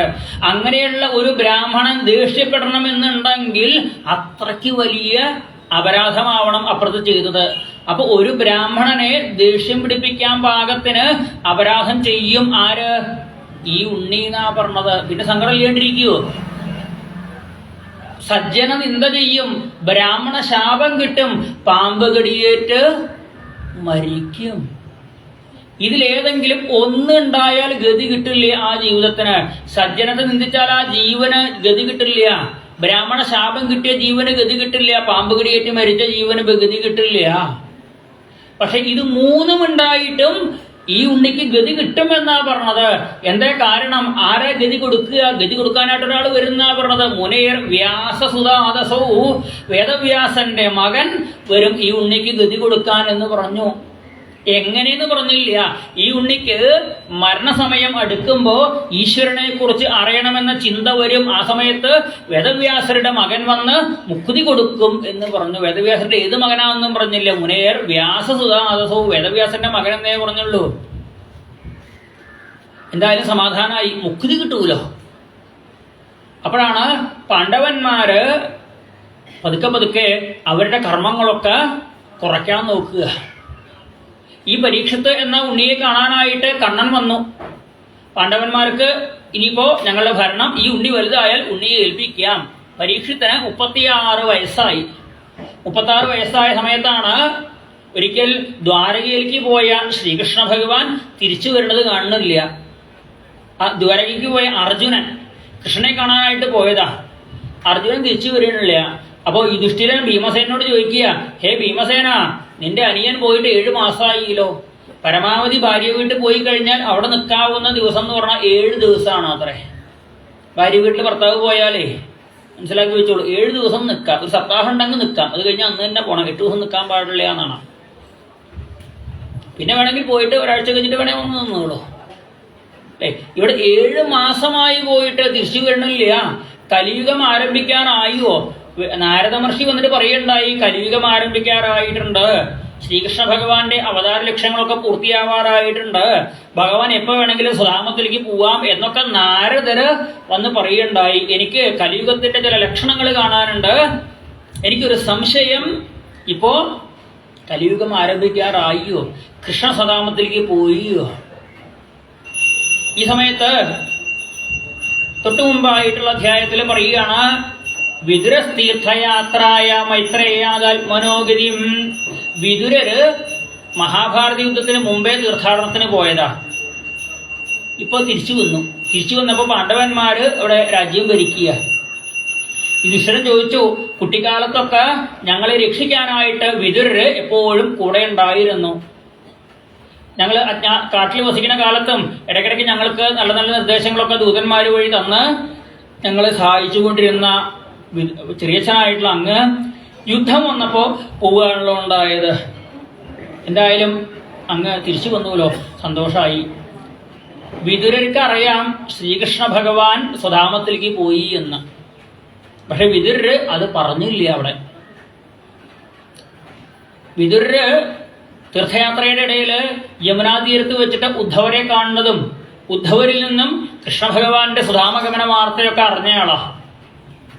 പാണ്ഡവന്മാർ അറിഞ്ഞിട്ടില്ല. വിദുരര് ഉദ്ധവരുമായിട്ട് സംസാരിച്ച് മൈത്രേയ മഹർഷി ആശ്രമത്തിൽ പോയിട്ട് 3ഉം 4ഉം സ്കന്ധങ്ങളിൽ പറയുന്ന ഭാഗവതം, വിദുര മൈത്രേയ സംവാദമായിട്ടുള്ള ഭാഗവതം കേട്ട് തിരിച്ചു വരികയാണ്. കൃഷ്ണന്റെ സുധാമഗമന യാത്ര മാത്രം പാണ്ഡവന്മാരോട് പറഞ്ഞില്ല. വിദുരർ എന്ത് ചെയ്തു? രാത്രിയില് ഏട്ടനായിട്ടുള്ള ധൃതരാഷ്ട്രരുടെ അടുത്ത് ചെന്നിട്ട്, ഏട്ടാ സുഖാണോ എന്ന് ചോദിക്കാൻ പാടില്ല. ഈ 100 മക്കൾ മരിച്ച ഒരാളോട് പോയിട്ട് സുഖാണോ ചോദിക്കാൻ പാടൂ? സുഖം ഉണ്ടാവുക ആൾക്ക്. എന്നാലും എന്താ അവസ്ഥ ചോദിച്ചപ്പോ വിദുര സുഖാണ് എന്ന് പറയുക. ഒരു കുട്ടി മരിച്ചാൽ തന്നെ അച്ഛനും അമ്മയ്ക്കും ജീവിതത്തിൽ സുഖം എന്ന മനസ്സറിഞ്ഞ് പറയാൻ പറ്റുമോ?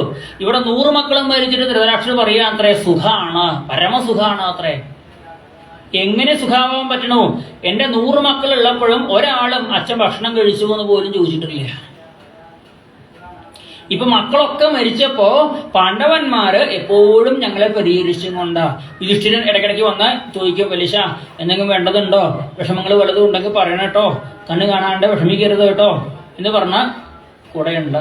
ഭീമനാണെങ്കിൽ എപ്പോഴും കൂടെ തന്നെയുണ്ട്. ഭക്ഷണം വാരിത്തരാനും കുളിപ്പിക്കാനും പിടിച്ചു നടത്താനും ഒക്കെ ആയിട്ട് ഭീമൻ കൂടെയുണ്ട്. പാഞ്ചാലി ഗാന്ധാരിയെ ശുശ്രൂഷിച്ചും കൊണ്ട് പാഞ്ചാലി സുഹൃതിയൊക്കെ കൂടെ തന്നെയുണ്ട്. സുഖാണ് എന്ന് പറയുക, കഷ്ടം എന്ന് പറയുക. 100 മക്കൾ മരിച്ചിട്ടും സുഖം എന്ന് പറയുന്ന ഒരു അച്ഛനെ എന്താ പറയേണ്ടത്? രാജൻ നിർഗമ്യതാം ശീഘ്രം. ഏട്ടാ ഇറങ്ങി പൊക്കോളൂ ഇവിടുന്ന്, ഒരു ഭയം വന്ന് നിൽക്കുന്നുണ്ട് എന്ന് പറയുക. ഏതാ ഭയം? കാലനാണ്. പ്രതിക്രിയാനയസ്യ കുതശിൽ കർഹിജിൽ പ്രഭു. ആർക്കും പരിഹാരമില്ലാത്ത മരണം വന്ന് നിൽക്കുന്നുണ്ട്. ഇനി കാണാൻ പറ്റണില്ലല്ലോ, കണ്ണില്ലാത്തതുകൊണ്ടാവൂലേ, അല്ലാതെ കണ്ണുള്ളവർക്കും കാണാൻ പറ്റില്ല. നമുക്ക് കണ്ണുണ്ട്, പക്ഷെ നമുക്കറിയാൻ പറ്റുന്നുണ്ടോ മരണം അടുത്ത് വന്ന് നിൽക്കുന്നുണ്ട് എന്നുള്ളത്? പിന്നാലെയുണ്ട് മരണം, എപ്പോഴാ പിടിക്കുകയെന്നറിയില്ല എന്നേ ഉള്ളൂ. കിളിപ്പാട്ട് ഭാഗവതം വായിക്കുന്നവർക്ക് അറിയാം, ആ ഭാഗവതത്തിന്റെ ആരംഭത്തില് 1-2 കീർത്തനങ്ങളുണ്ട്. കരളിൽ വിവേകം കൂടാതെ കണ്ടരനിമിഷം ബത കളയരുതാരും മരണം വരുമിനി എന്നു ഇനച്ചിഹ കരുതുക സതതം നാരായണ. എപ്പ വേണമെങ്കിലും മരണം വരാട്ടോ, അതുകൊണ്ട് സദാ നാമം ജപിച്ചു കൊണ്ടിരുന്നോളൂ എന്ന് പറഞ്ഞിട്ടാണ് എഴുത്തച്ഛൻ തുടങ്ങണത്. അവിടെ ഇവിടെ കണ്ടുള്ളവർക്ക് കാണാനൊന്നും പറ്റില്ല ഈ മരണം വന്നിരിക്കണത്. പിന്നാലെയുണ്ട്, ഇറങ്ങിപ്പോയി ഈശ്വരനെ ആരാധിച്ചോളൂ. എങ്ങനെ ആരാധിക്കുക? കണ്ണ് കാണില്ലല്ലോ, ഞാൻ കൊണ്ടുപോവാന്ന് പറയുക. അല്ല, ഇപ്പൊ ഇവിടെയുള്ള ജീവിതത്തിന് സുഖമുണ്ട്, പിന്നെന്തിനാ പോണത് ചോദിക്കുക. സുഖമില്ലെങ്കിലല്ലേ പോകേണ്ട ആവശ്യമുള്ളൂ. എന്ത് സുഖമായിട്ടാണ് അനുഭവിക്കണത് ചോദിക്കുക. ആരാ ഭക്ഷണം വാരിത്തരുന്നത്? ഭീമാപവർജിതം പിണ്ടം ആദത്തെ ഗൃഹപാലവത്. ഏട്ടന്റെ കുട്ടികളെ മുഴുവൻ കൊന്ന ഭീമനാണ് ചോറ് വാരിത്തരുന്നത്. അത് കഴിച്ചിട്ട് സുഖം എന്ന് പറയാൻ പറ്റുന്നുണ്ടല്ലോ പറയുക. എന്തൊക്കെ ആക്രമണം ഈ ഭീമനോട് കാണിച്ചു. ഗരോദത്ത വിഷം കൊടുത്തില്ലേ ഏട്ടന്റെ മക്കള് ആ ഭീമസേനന്? ധാരാശ ദൂഷിത ഭാര്യയെ അപമാനിച്ചില്ലേ സഭയിൽ വെച്ചിട്ട്? അഗ്നിർനിസൃഷ്ടോ അരക്കിലത്തിൽ ഇട്ട് കൊല്ലാൻ നോക്കിയില്ലേ ചോദിക്കുക. അരക്കിലത്തിൽ വിട്ട് കൊല്ലിക്കാൻ നോക്കി, ഭീമന് വിഷം കൊടുത്തു, പാഞ്ചാലിയെ അപമാനിക്കാൻ ശ്രമിച്ചു. ഇവരുടെ സമ്പത്ത് മുഴുവൻ കള്ളച്ചൂത് കളിച്ചിട്ട് കൈക്കലാക്കിയില്ലേ ഏട്ടന്റെ മക്കള്? എപ്പോഴെങ്കിലും തടഞ്ഞു ചോദിക്കുക. അരുത് കേട്ടോ, കുട്ടി നിങ്ങളുടെ സഹോദരന്മാരാണ്, അവർ ഉപദ്രവിക്കരുത് എന്ന് പറഞ്ഞു ഏട്ടൻ. ഇനി അതൊക്കെ കൗരവന്മാര് മക്കളാ ചെയ്തതെന്ന് പറയാം. ഏട്ടൻ ചെയ്തത് മറന്നു ചോദിക്കുക. യുദ്ധം കാണാനുള്ള അവസരം തരാമെന്ന് വേദവ്യാസൻ പറഞ്ഞപ്പോ എനിക്ക് കാണണ്ട, സഞ്ജയന് കാഴ്ച കൊടുത്താൽ മതി എന്ന് പറഞ്ഞു. സഞ്ജയൻ അടുത്തിരുന്നു കൊണ്ടാണ് യുദ്ധഭൂമിയിലെ കാര്യങ്ങൾ മുഴുവൻ കണ്ടത്. യുധിഷ്ഠിർക്ക് വിജയിക്കുന്നത് വരെയുള്ള കാര്യങ്ങളൊക്കെ, ദുര്യോധനം മരിക്കുന്നത് വരെയുള്ള കാര്യങ്ങളൊക്കെ സഞ്ജയനാണ് വിസ്തരിച്ച് പറഞ്ഞു കൊടുക്കുന്നത് ധൃതരാഷ്ട്രർക്ക്. അല്ലെ, ഭഗവത്ഗീതയൊക്കെ സഞ്ജയ ഉവാച എന്ന് പറഞ്ഞിട്ടാണ്. ഈ ധൃതരാഷ്ട്രർക്ക് നേരാവണ്ണം ഭഗവാന്റെ രൂപം കാണാൻ പറ്റിയിട്ടില്ല, സഞ്ജയന് കാണാൻ പറ്റി. സഞ്ജയനല്ലേ വിശ്വരൂപം വർണ്ണിച്ചു കൊടുക്കുന്നത്, യുദ്ധഭൂമിയിൽ കണ്ടിട്ട് വർണ്ണിച്ചു കൊടുക്കുന്നത്.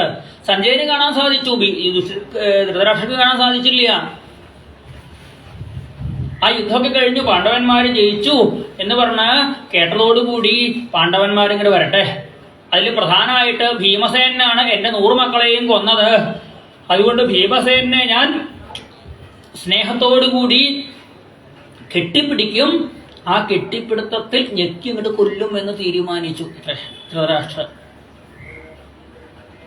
യുധിഷ്ഠിരൻ വന്ന് നമസ്കരിച്ചു. യുധിഷ്ഠിരനെ തലയിൽ കൈവച്ച് അനുഗ്രഹിച്ച് പറഞ്ഞു വെച്ചു. ഭീമൻ വരുമ്പോ, ഭീമ ഞാൻ നിന്നെ ഒന്ന് കെട്ടിപ്പിടിച്ചോട്ടെ എന്ന് പറഞ്ഞ് കെട്ടിപ്പിടിക്കാൻ നോക്കുമ്പോഴേക്കും അടുത്ത് നിൽക്കണില്ലേ ആര്? ശ്രീകൃഷ്ണ ഭഗവാൻ നിൽക്കണില്ലേ? കള്ളനെ കളവുള്ളതറിയാവൂ. ഈ കള്ളനെ ധൃതരാഷ്ട്രന്റെ കള്ളത്തരം കണ്ടുപിടിക്കാൻ വല്ല പ്രയാസമുണ്ടോ? ഈ കള്ളൻ എന്ത് ചെയ്തു?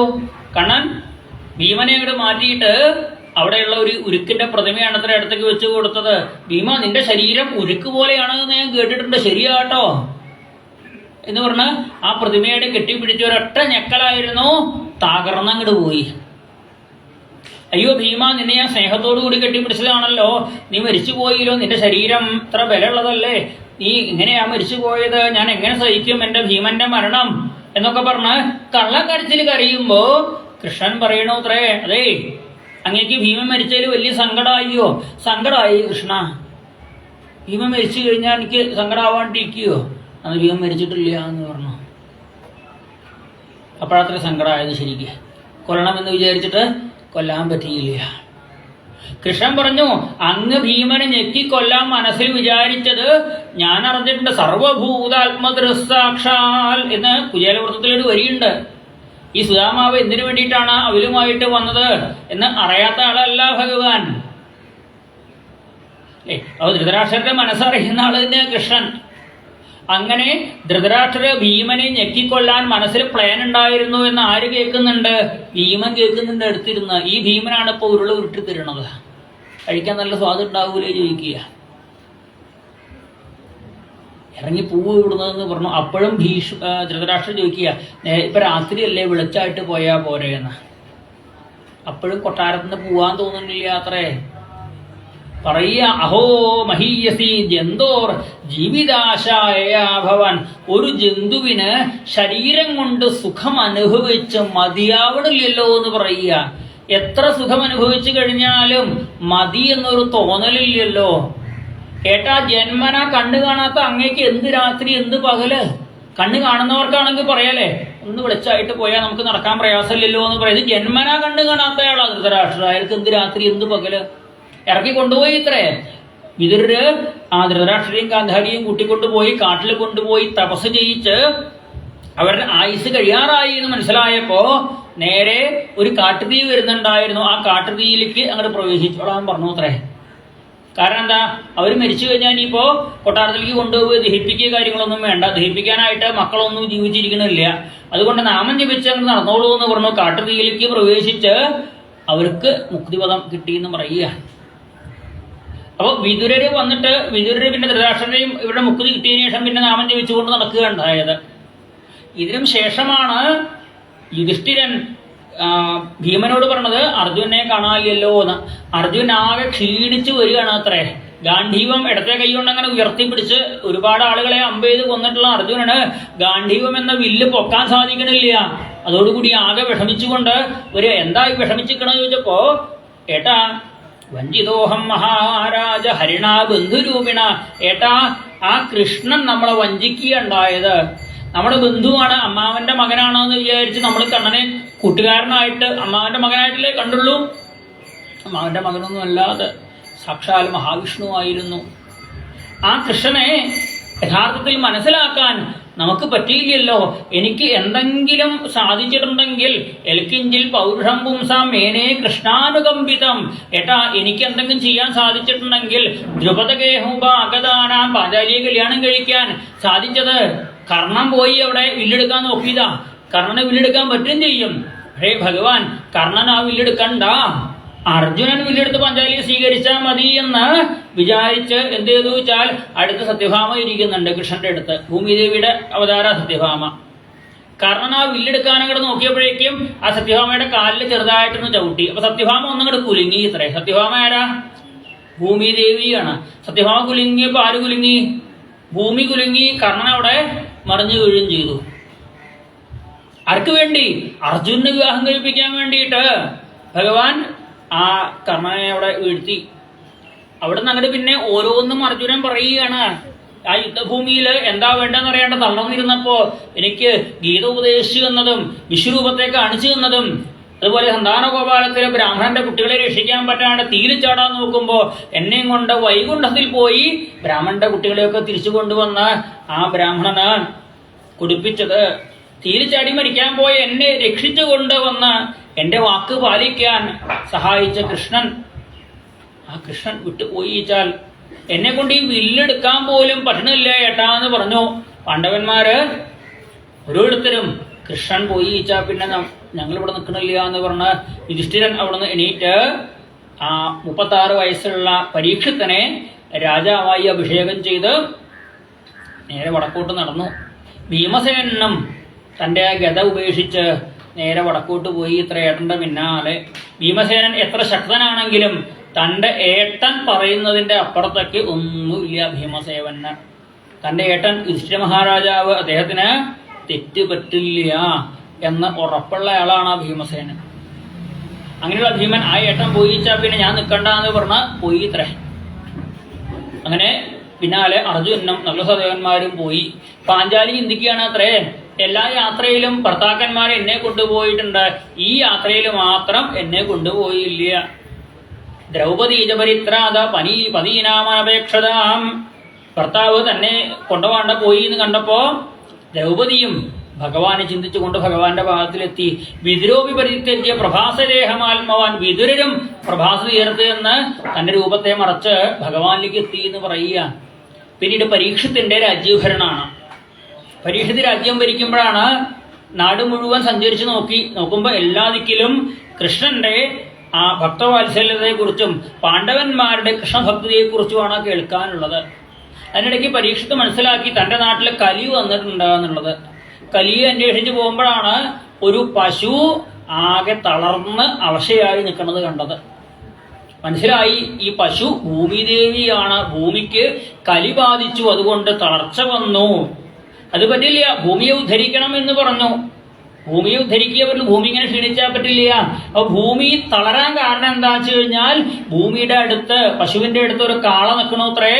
കാളയുടെ 3 കാലും തല്ലി ഓടിച്ചിട്ടുണ്ട്, ഒരു കാലില കാള നിൽക്കണത്. ആരായി കാള എന്ന് ചിന്തിച്ചപ്പോൾ മനസ്സിലായി ധർമ്മദേവനാണ്. ധർമ്മത്തിന്റെ 3 കാലും വെട്ടിക്കളഞ്ഞിട്ടുണ്ട് കലി, ഒറ്റക്കാലില കാള നിൽക്കണത്.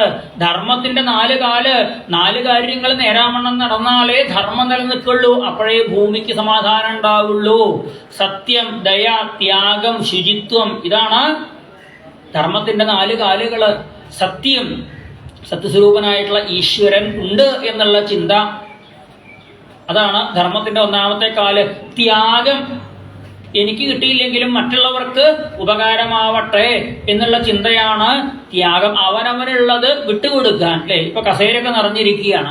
ആ സമയത്ത് പ്രായമുള്ള ആരെങ്കിലും വന്നു കഴിഞ്ഞാല് അതെ അവര് കസേര ഇരുന്നോട്ടെ, ഞാനൊരു പായ എടുത്തുകൊണ്ടുവന്ന് നിലത്തിരുന്നോളാം എന്ന് പറഞ്ഞ് കസേര വിട്ടുകൊടുത്ത് നമുക്ക് നിലത്തിരിക്കാനുള്ള ഒരു മനസ്സുണ്ടെങ്കിൽ അതാണ് ത്യാഗം. അതിന് പകരം അവരെവിടെ ചേരുന്നോട്ടെ, ഞാൻ ഈ കസേരയിൽ തന്നെ ഇരിക്കും എന്ന ഭാവമാണ് സ്വാർത്ഥം. പ്രായമുള്ളവരെങ്കിൽ വരുമ്പോൾ നോക്കിയാൽ അറിയാം ആരൊക്കെ എണീറ്റ് ഇവിടെ ഇരുന്നോളൂ, ഞാൻ മാറി ഇരുന്നോളാം എന്ന് പറഞ്ഞ് വഴി മാറി കൊടുക്കുന്നത്. കാരണം അവനവന് കിട്ടിയ കസേരയാണ്, അല്ലെ നമ്മളിരിക്കുന്ന കസേര. ഇത് മറ്റുള്ളവർക്ക് വിട്ടുകൊടുക്കാനുള്ള ഭാവമാണ്, നമുക്ക് വേണ്ടാത്തതിനെ കൊടുക്കലല്ല. അല്ലെ, അവിടെ കസേര ഒഴിഞ്ഞു കിടക്കുന്നുണ്ട്, അത് ഇട്ട് കൊടുക്കലല്ല ത്യാഗം. അവനവൻ ഇരിക്കുന്ന കസേരകൾ മാറി കൊടുക്കലാണ് ത്യാഗം. വിട്ടുകൊടുക്കുക എന്നുള്ളത് ത്യാഗം. അതുണ്ടോ ഇവിടെ? ഉണ്ടാവില്ല. കലിയുഗത്തിൽ അതില്ല എന്നാണ്. കലിയുഗത്തിൽ ത്യാഗം ഉണ്ടാവില്ല, ഒക്കെ സ്വാർത്ഥം. എനിക്ക് പറ്റുന്നുണ്ടെങ്കിൽ 2 കസേര, ഒരു കസേര കൈ വെക്കാനും കാല് വെക്കാനും കൂടി കിട്ടിയാൽ നന്നായി എന്നുള്ള ഭാവത്തിലാണ്. എനിക്ക് 2 കസേര കിട്ടിയാൽ തിരക്കണ്ടില്ല. ത്യാഗം ഉണ്ടാവില്ല എന്നാ. കാരണം ത്യാഗത്തിന്റെ ആ കാല് തല്ലി ഓടിച്ചിട്ടുണ്ട്. ദയ എന്നുള്ള കാല് തല്ലി ഓടിച്ചു. ദയയില്ല, ക്രൂരതയുള്ളൂ. മറ്റൊരാൾക്ക് എന്തൊക്കെ അപകടം പറ്റി പറഞ്ഞാൽ അങ്ങനെ തന്നെ വേണം, അയാൾക്ക് അത് തന്നെ കിട്ടണം എന്ന ക്രൂരചിന്തയേ ഉള്ളൂ നമുക്ക്. അതിന് പകരം ഒരാൾക്ക് അപകടം പറ്റി എന്ന് പറഞ്ഞാൽ അയ്യോ ഞാൻ പോയിട്ട് സഹായിക്കട്ടെ, എന്തൊക്കെ സഹായം ചെയ്യാമെന്ന് പറഞ്ഞുകൊണ്ട് പോയി സഹായിക്കുന്ന മനസ്സില്ല. ഈ സഹായിക്കാൻ വേണ്ടി ഭർത്താവ് പോയാലും ഭാര്യ മിണ്ടാണ്ടിരുന്നോളൂ, ഇവിടെ എങ്ങനെ അതിൽ പോണത്? അല്ല, ഞാൻ അയാൾക്ക് വയ്യ എന്ന് പറഞ്ഞു, അയാൾക്ക് വയ്യ വിചാരിച്ച് നിങ്ങൾ പോകേണ്ട ആവശ്യമുണ്ടോ? ഇവിടെ നിന്നോളൂ എന്ന് പറഞ്ഞാൽ തടയൂത്രേ. നിങ്ങൾ തടയുന്നല്ല പറഞ്ഞത്, കലിയുഗത്തിൽ അങ്ങനെയുള്ള ആളുകൾ ഉണ്ടാവും എന്നാണ്. ദയ ഉണ്ടാവില്ല അത്രേ. പോയി സഹായിക്കാൻ പറയുക വേണ്ടത്, മറ്റുള്ളവരെ സഹായിക്കാനായിട്ട് പറയുക, അതാണ് ദയ. ആ ദയ ഉണ്ടാവില്ല, ക്രൂരത ഉണ്ടാവുള്ളൂ. പിന്നെ ശൗചം, ശുചിത്വം, അതും കലിയുഗത്തിൽ ഉണ്ടാവില്ല അത്രേ. ശുചിത്വം എന്ന് പറഞ്ഞു കഴിഞ്ഞാൽ പറയുന്ന വാക്ക് ശുചിത്വമാവണം, ശുചിയുള്ള വാക്കാവണം. ചെയ്യുന്ന കർമ്മങ്ങളും ചിന്തകളും ശുചിത്വമാവണം. അങ്ങനെ ആവില്ല അത്രേ. എന്ത് കണ്ടു കഴിഞ്ഞാലും പോസിറ്റീവിന് പകരം നെഗറ്റീവ് ചിന്തിക്കുന്ന മനസ്സാവൂത്രേ എല്ലാവർക്കും ഉണ്ടാവുക. ഒരു നല്ല കാര്യം കണ്ടു കഴിഞ്ഞാൽ അതെ അവിടെ എല്ലാവർക്കും അവർ വസ്ത്രം കൊടുക്കുന്നുണ്ട്, വസ്ത്രദാനം ചെയ്യുന്നുണ്ട്. നല്ല കാര്യം കേട്ടോ, നല്ല കാര്യം, എല്ലാവർക്കും വസ്ത്രദാനം ചെയ്യുന്നുണ്ട് എന്നുള്ളത്. അങ്ങനെ ചിന്തിക്കാൻ കുഴപ്പമില്ല. അവരിടയ്ക്ക് ഒരാൾ പറയും അതെ അതിൻ്റെയൊക്കെ പിന്നിൽ എന്തെങ്കിലും തട്ടിപ്പ് ഉണ്ടാവും, വെറുതെ എങ്ങനെ അവർ വസ്ത്രദാനം ചെയ്യുമൊന്നുമില്ല, അപ്പുറത്ത് വേറെ എന്തെങ്കിലും ലാഭം അവർക്ക് അതുകൊണ്ട് ഉണ്ടാവും എന്ന് അത് ചിന്തിക്കും. അയാൾ എന്ത് ലാഭം ഉണ്ടാക്കിയാലും ഇവിടെ ദാനം ചെയ്യണില്ലേ, ഈ ദാനം ചെയ്യുന്നതിന് കുറവൊന്നും വരുത്തണില്ലല്ലോ, അത് ചിന്തിക്കില്ല, അത് പറയൂല്ല, നെഗറ്റീവായിട്ട് ചിന്തിക്കണ്ടോ. അതാണ് ശുചിത്വം ഇല്ല പറഞ്ഞത്. കാരണം നല്ലതായിട്ട് ചിന്തിക്കാനുള്ള മനസ്സ് ഉണ്ടാവില്ല.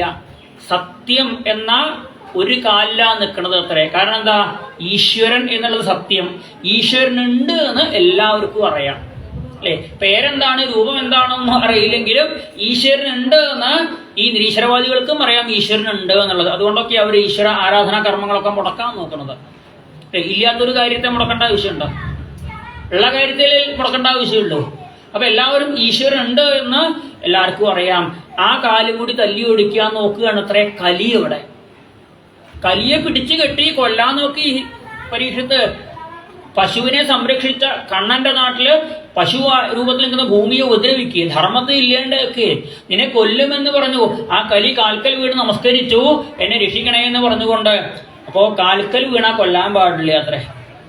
കാല് പിടിച്ച് ക്ഷമ ചോദിച്ചാൽ കൊല്ലാണ്ട് വിട്ടു. അധർമ്മം നടക്കുന്ന സ്ഥലങ്ങളിൽ മാത്രം പോയിരുന്നോളാൻ പറഞ്ഞു അത്രേ. ദ്യൂതം പാനം സ്ത്രീയ സൂന എത്ര അധർമ്മ ചതുർവിധ. അധർമ്മം നടക്കുന്ന 4 സ്ഥലങ്ങള്: മദ്യപാനം നടക്കുന്ന സ്ഥലം, സ്ത്രീകളെ അപമാനിക്കുന്ന സ്ഥലം, അതുപോലെ കളിയിലൂടെ, അതായത് പണിയെടുക്കാണ്ട് പണം സമ്പാദിക്കുന്ന സ്ഥലങ്ങള്, അതാണ് ദ്യൂതം. ചൂതുകളിയിലൂടെ പന്തയം വെച്ചിട്ട് ഒക്കെ ഉണ്ടാക്കുക, പണം ഉണ്ടാക്കുക. പണിയെടുത്തിട്ട് വേണം കാശുണ്ടാക്കാൻ. പണിയെടുക്കാണ്ട് ബാക്കിയുള്ളവരെ കൊണ്ട് പണിയെടുപ്പിച്ചിട്ട് കാശുണ്ടാക്കുന്നൊരവസ്ഥ ദ്യൂതം. പാനം, മദ്യപാനം, സ്ത്രീകളെ അപമാനിക്കുക, സ്ത്രീകളെ ബഹുമാനിക്കുക വേണ്ടത്. അന്യ സ്ത്രീ മാത എന്നാണ് ഭാരതത്തിന്റെ ആ ഒരു സംസ്കാരം. അവനവന്റെ ഭാര്യ അല്ലാണ്ട് ബാക്കിയുള്ള ഏത് സ്ത്രീകളെ കണ്ടാലും അമ്മ എന്നുള്ള ഭാവത്തിൽ വേണം പെരുമാറാൻ അല്ലേ. അതുകൊണ്ടാണ് ഏത് സ്ത്രീയെ പോയിട്ട് വേണമെങ്കിലും അമ്മയെ ഒന്ന് ഇങ്ങോട്ട് വരൂ, ആ അമ്മയെ ഒന്ന് വിളിക്കൂ എന്ന് നമുക്ക് ഏത് സ്ത്രീയെ നോക്കിയിട്ടും പറയാനുള്ള സ്വാതന്ത്ര്യം ഭാഗവതത്തിലുണ്ട്, നമ്മളെ ഭാരതത്തിലുണ്ട് അല്ലേ. ആ അപ്പുറത്തിരിക്കുന്ന അമ്മ എവിടുന്നാ വരണത്? നിന്നെ ഞാൻ പ്രസവിച്ചിട്ടൊന്നുമില്ല, എന്തിനാ അമ്മ എന്ന് വിളിക്കണ ചോദിക്കുകയോ? ഇല്ല, ആർക്ക് വേണമെങ്കിലും അമ്മ എന്ന് വിളിക്കാം അല്ലെ. അന്യ സ്ത്രീ മാത, അവനവന്റെ ഭാര്യ ഒഴികെ ബാക്കിയുള്ള സ്ത്രീകളൊക്കെ അമ്മ എന്നുള്ള ഭാവത്തില് കാണണം എന്നുള്ളതാണ്. അതിന് പകരം സ്ത്രീകളെ അപമാനിക്കുന്നിടത്ത് കലിയോട് പോയിരുന്നോളാൻ പറഞ്ഞു. 4-മത്തത് സൂന, മൃഗങ്ങളെ കൊല്ലുന്ന സ്ഥലം. ഒരാളെയും കൊല്ലാൻ നമുക്ക് അധികാരമൊന്നുമില്ല, ജീവൻ കൊടുക്കാൻ പറ്റില്ല. കൊടുക്കാൻ പറ്റുന്നതേ എടുക്കാൻ പാടില്ലേ. വീട്ടാൻ പറ്റുന്ന കടങ്ങളെ വാങ്ങാൻ പറ്റുള്ളൂ. ജീവൻ എടുക്കണം എന്നുണ്ടെങ്കിൽ ജീവൻ കൊടുക്കാൻ പറ്റണം. അതിന് പകരം ജീവജാലങ്ങളെ കൊല്ലുന്ന സ്ഥലങ്ങളിൽ പോയിരുന്നോളാൻ പറഞ്ഞു അത്രേ. ഒരു സ്ഥലം കൂടി വേണമെന്ന് പറഞ്ഞു അത്രേ. സ്വർണത്തിലും കൂടി സ്ഥലം വേണമെന്ന് പറഞ്ഞു, കൊടുത്തു. പരീക്ഷത്തൊരിക്കൽ ഒരു സ്വർണ്ണ കിരീടം തലയിൽ വെച്ചുകൊണ്ട് നായാട്ടിന് പോയി പരീക്ഷത്തിന്റെ തലയിൽ കയറിയിരുന്നു ആ കലി. പരീക്ഷത്തിനെ കൊണ്ട് കലി മഹാ അപരാധം ചെയ്യിച്ചു. ശമീക മഹർഷിയുടെ ആശ്രമത്തിലെത്തി കുടിക്കാൻ വെള്ളം ചോദിച്ചപ്പോൾ അദ്ദേഹം തപസ്സുകാരനെ അറിഞ്ഞില്ല. തലയിലിരിക്കുന്ന കലി പ്രവർത്തിക്കാൻ തുടങ്ങി. എന്ത് ചെയ്തു? അദ്ദേഹത്തെ അപമാനിക്കാൻ വേണ്ടി ചത്തുകിടക്കുന്ന ഒരു പാമ്പിനെ വില്ലുകൊണ്ടെടുത്ത് കഴുത്തിലിട്ട് കൊടുത്തു. തിരിച്ചു പോരും ചെയ്തു. കൊട്ടാരത്തിൽ വന്ന് കിരീടം അഴിച്ചു വെച്ചതോടുകൂടി എന്ത് മനസ്സിലായി? ആ കലി ഇറങ്ങിപ്പോയി. താൻ ചെയ്ത അപരാധം മനസ്സിലാക്കി. ഭഗവാനെ ക്ഷമിക്കണേന്നല്ല പറഞ്ഞത്, ഞാൻ ചെയ്ത തെറ്റിനുള്ള ശിക്ഷ തരണേ എന്ന് പറഞ്ഞു. അപ്പോഴേക്കും മുനികുമാരന്മാര് വന്നിട്ട് പറഞ്ഞു അത്രേ, രാജാവേ അങ്ങേക്ക് 7-ാം ദിവസം തക്ഷം കഴിച്ച് മരിക്കുമെന്ന ശാപം കിട്ടിയിട്ടുണ്ട് എന്നറിയിച്ചു. എന്തുണ്ടായത്? ശമീക മഹർഷിയുടെ ആശ്രമത്തിൽ അദ്ദേഹത്തിന്റെ കഴുത്തിൽ രക്തപാമ്പനായിട്ട് പരീക്ഷത്ത് പോയതോടുകൂടി ശമീക മഹർഷിയുടെ മകനാണ് ശൃംഗി. ആ ശൃംഗിയുടെ കൂട്ടുകാരൻ ശൃംഗിയെ വിളിക്കാൻ വേണ്ടി ആശ്രമത്തിൽ വന്നു. അപ്പോഴാണ് അദ്ദേഹത്തിന്റെ കഴുത്തിൽ രക്തപാമ്പനെ കണ്ടതും പേടിച്ച് ഓടിപ്പോയി ശൃംഗിയോട് പറഞ്ഞു, നിന്റെ അച്ഛന്റെ കഴുത്തിൽ ആരോ രക്തപാമ്പനെ ഇട്ടിട്ടുണ്ട്. ശൃംഗി സംശയമൊന്നും ഉണ്ടായില്ല. കൗശികി നദിയിൽ ഇറങ്ങി ഒരു ശാപം കൊടുത്തു. ഇത് ലംഘിത മര്യാദ തക്ഷകസപ്തമേ ഹനി. ഈ മര്യാദ ലംഘിച്ചത് ആരായാലും 7-ാം നാൾ തക്ഷകൻ കടിച്ചു മരിക്കട്ടെ എന്ന് പറഞ്ഞ് ശമിച്ചു അത്രേ. ശമീക മഹർഷിയെ ചെന്ന് കണ്ടു. അദ്ദേഹം തപസ്സിൽ നിന്ന് ഉണർന്നു കഴിഞ്ഞ് വിവരം പറഞ്ഞപ്പോ, ഉണ്ണി നീ ശപിച്ചത് ശരിയായില്ല. ചത്ത പാമ്പിനെ കഴുത്തിലിട്ടാൽ ഇതിനെ ശപിക്കേണ്ട ആവശ്യം. ആ പാമ്പ് നമ്മളെ ഒന്നും ചെയ്യില്ലല്ലോ. ജീവനുള്ള പാമ്പാണെങ്കിൽ ചിലപ്പോൾ കടിച്ചു എന്ന് വരും. ചത്ത പാമ്പ് ഒന്നും ചെയ്യില്ലല്ലോ. പിന്നെ ശപിച്ചത് ഗർഭത്തിൽ വെച്ച് ഭഗവാനെ അനുഗ്രഹം കിട്ടിയ പരീക്ഷത്തിനെയാ ശപിച്ചത്. വേഗം പോയി വിവരമറിയിക്കൂ എന്ന് പറഞ്ഞു. അതനുസരിച്ചാണ് മുനികുമാരന്മാര് വിവരമറിയിച്ചതും. പരീക്ഷത്തിന് സന്തോഷമായി. ഞാൻ ചെയ്ത തെറ്റിന്റെ ഫലം തനിക്ക് കിട്ടിയില്ലോ. മകനായിരിക്കുന്ന ജനമേജയനെ രാജാവാക്കി. ഇനി മരണകാലം വരെ ഭക്ഷണവും വെള്ളവും വേണ്ട എന്ന് നിശ്ചയിച്ച് പ്രായോപവേശം എന്ന വരത്തെ സ്വീകരിച്ച്, ആ വ്രതത്തെ സ്വീകരിച്ച് ഗംഗാതീരത്ത് എന്ന് ദർഭപുല്ല് വിരിച്ചിരിക്കുമ്പോ ഒരുപാട് മഹർഷിമാർ അവിടേക്ക് വന്നു. എന്തിനു വേണ്ടി വന്നു? പരീക്ഷത്തിന് വേദവ്യാസന്റെ മകൻ എങ്ങനെയാണ് മുക്തി കൊടുക്കണത് എന്ന് അറിയാൻ വേണ്ടി വന്നു. അവരോട് ചോദിച്ചു, പരീക്ഷത്ത് എനിക്ക് കൃഷ്ണകഥകൾ പറഞ്ഞു തരൂ, ദേശകുലം ഗായത വിഷ്ണുഗാഥ, ഈ മരണം വരുന്നത് വരെ എനിക്ക് ഭഗവത് കഥകൾ പറഞ്ഞു തരൂ എന്ന് പറഞ്ഞപ്പോ ആരും ഒന്നും മിണ്ടിയില്ല. എന്താ നിങ്ങൾ പറഞ്ഞു തരാത്തത്?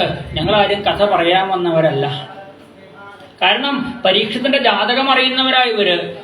സജ്ജന നിന്ദ, ബ്രാഹ്മണ ശാപം, ഇത് രണ്ടും കിട്ടി പരീക്ഷത്തിന്. ഇനി പാമ്പുകടിയേറ്റുള്ള മരണം കൂടിയുണ്ട്. അപ്പൊ ഇതിനിടയില് എങ്ങനെയാണ് മുക്തി കൊടുക്കണത് എന്നറിയണം. ആരാ കൊടുക്കുക? മുനേർ വ്യാസസുതാദസു, വേദവ്യാസന്റെ മകനാ മുക്തി കൊടുക്കുക. വ്യാസന് 4 മക്കളാ. ധൃതരാഷ്ട്രര്, പാണ്ഡു, വിതുരര്, ശ്രീശുക ബ്രഹ്മർഷി. അതിൽ ധൃതരാഷ്ട്രർ ഇല്ല, അപ്പോ പാണ്ഡു ഇല്ല, അപ്പോ വിതുരരും ഇല്ല, ശ്രീശുക ബ്രഹ്മർഷി മാത്രമേ ഉള്ളൂ. ആ ശ്രീശുക ബ്രഹ്മർഷി ഈ മരണത്തിന്റെ തൊട്ട് മുമ്പ് വന്നിട്ട് മുക്തി കൊടുക്കുകയാണോ ചെയ്യുക, അതോ തലേ ദിവസം വന്നിട്ടാണോ മുക്തി കൊടുക്കുക, അതോ 4 ദിവസം മുമ്പേ വരുമോ? അറിയില്ലല്ലോ എങ്ങനെയാ മുക്തി കൊടുക്കണത് എന്നുള്ളത്. എങ്ങനെയാ മുക്തി കൊടുക്കണതെന്ന് അറിയാൻ വേണ്ടിയിട്ടാണ് ഈ ശ്രീശുക ബ്രഹ്മർഷിയുടെ അച്ഛനായിട്ടുള്ള വേദവ്യാസനും മുത്തച്ഛനായിട്ടുള്ള പരാശര മഹർഷിയും നാരദാദി മഹർഷിമാരും മുഴുവൻ വന്നിട്ടുണ്ട്. പരീക്ഷത്ത് ചോദ്യം ചോദിക്കുക, കണ്ണന്റെ കഥകൾ എനിക്ക് പറഞ്ഞു തരൂ, എന്നെ പറഞ്ഞു തരൂ എന്ന് പറയുമ്പോ തത്രാഭവൽ ഭഗവാൻ വ്യാസപുത്രോ എതിർച്ചയാ, യാദൃശ്ചികമായിട്ട് വേദവ്യാസരുടെ മകൻ അവിടെ വന്നു. ശ്രീശുക ബ്രഹ്മർഷി പരീക്ഷത്ത് അദ്ദേഹത്തെ നമസ്കരിച്ചുകൊണ്ട് ചോദിച്ചു, മരണത്തെ കാത്തിരിക്കുന്ന ഓരോരുത്തരും എന്താ ചെയ്യേണ്ടത്, എന്താ കേൾക്കേണ്ടത്, എന്താ പറയേണ്ടത്, ആരെയാണ് ഭജിക്കേണ്ടത് എന്ന് ചോദിച്ചപ്പോ അതിന് ഉത്തരം പറയാൻ തുടങ്ങി എന്ന് പറഞ്ഞുകൊണ്ടാണ് പ്രഥമ സ്കന്ധം സമർപ്പിക്കുന്നത്. 2ാമത്തെ സ്കന്ധം മുതലാണ് ശ്രീശുക ബ്രഹ്മർഷി പറയുന്ന മറുപടി. ആ ഭാഗം നമ്മൾ ഉച്ചയ്ക്ക് ശേഷമുള്ള പ്രഭാഷണത്തിലാണ് കേൾക്കുക. സർവത്ര ഗോവിന്ദ നാമ സങ്കീർത്തനം, ഗോവിന്ദ ഗോവിന്ദ.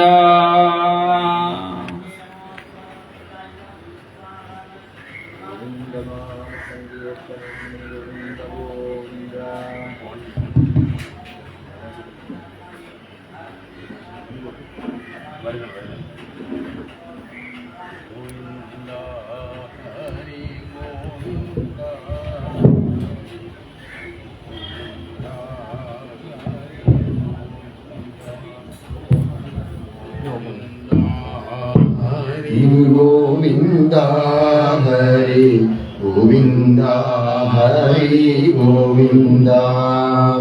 വെയിലു കൊണ്ടു നിൻ പൂടലയ്യോ താളുപോലെ തളർന്നു പോയി.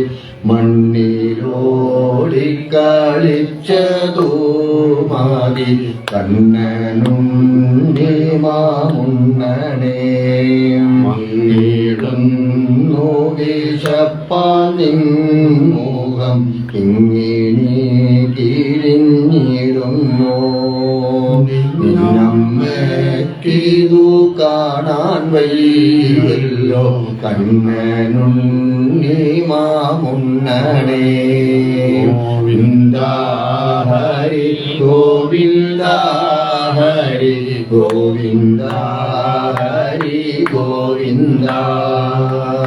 ഗോവിന്ദ ഹരി ഗോവിന്ദ ഹരി ഗോവിന്ദ ഹരി ഗോവിന്ദ. വരത്തോപ്പേലിയും കാളനും ചോറും കട്ടത്തൈലും തമ്മന്തിയും വെണ്ണനീയും വീളം വീട്ടും നീത കണ്ണനുണ്ണി മാമുണ്ണനേ. ഉപ്പുമാമ്പഴം രാമയ്യൻ കറി ഉപ്പിലിട്ടതു പപ്പടം എന്നിവയൽ തുമ്പിട്ടുണ്ടിതാ കണ്ണനുണ്ണി മാമുണ്ണനേ. ഗോവിന്ദ ഹരി ഗോവിന്ദ ഹരി ഗോവിന്ദ ഹരി ഗോവിന്ദ. ഗോവിന്ദ ഹരി ഗോവിന്ദ ഹരി ഗോവിന്ദ ഹരി ഗോവിന്ദ. നിന്നോടെ പൊന്നിൻ കിണ്ണത്തിൻ ചുറ്റും ധന്യരാ ഗോപബാലന്മാർ പിന്നവും വെച്ചു കാത്തിരിക്കുന്നു കണ്ണനും നീമാവുന്നടേ കുമ്പും ചൂരലും കക്ഷത്തിൽ വയ്ക്കാം പമ്പരം വയ്ക്കാമംഗത്തിൽ അന്യന്മാരാരും വന്നേടൂക്കില്ല കണ്ണനുണ്ണീമാമുന്നടേ ഗോവിന്ദ ഹരി ഗോവിന്ദ ഹരി ഗോവിന്ദ ഹരി ഗോവിന്ദ ഗോവിന്ദ ഹരി ഗോവിന്ദ ഹരി ഗോവിന്ദ ഹരി ഗോവിന്ദ കൃഷ്ണയോടെ വരുന്നു ശങ്കരൻ വിഷ്ണു നിർമാല്യമുന്നാനും പുണ്യം നേടാനും കാകവേഷത്തിൽ കണ്ണനുണ്ണി മാമുന്നടേ ലാക്കോനോക്കൊന്നു നീയുണ്ട കിണ്ണം നക്കി തോർത്തിൽ നൂനയ്ക്കുവാൻ ഭിന്നവർ വേടലംഗം പൂണ്ടവർ കണ്ണനുണ്ണി മാമുന്നടേ ഗോവിന്ദ ഹരി ഗോവിന്ദ ഹരി ഗോവിന്ദ ഹരി ഗോവിന്ദ ഗോവിന്ദ ഹരി ഗോവിന്ദ ഹരി ഗോവിന്ദ ഹരി ഗോവിന്ദ വെണ്ണ പാൽ പഞ്ചസാര പായസം എന്നിവയെല്ലാം ധാരാളം ഉണ്ണൂകിൽ വെളുത്തിടും നിന്നൂടൽ കണ്ണനുണ്ണി മാമുന്നടേ കട്ടത്തൈരും പരിപ്പും വെണ്ണയും ചട്ടവും കൂട്ടി ഉണ്ണാഞ്ഞാൽ ചൂർണ കുന്തളം നീളം വേക്കില്ല കണ്ണനുണ്ണി മാമുന്നടേ ആരു കൊണ്ടുപോയി കാക്ക കൊണ്ടുപോയി പൂച്ച കൊണ്ടുപോയി ചോറെല്ലാം കിണ്ണത്തീരൊന്നോടില്ലാതാവാറ കണ്ണനുണ്ണി മാമുന്നടേ ഗോവിന്ദ ഹരി ഗോവിന്ദ ഹരി ഗോവിന്ദ ഹരി ഗോവിന്ദ ഗോവിന്ദ ഹരി ഗോവിന്ദ ഹരി ഗോവിന്ദ ഹരി ഗോവിന്ദ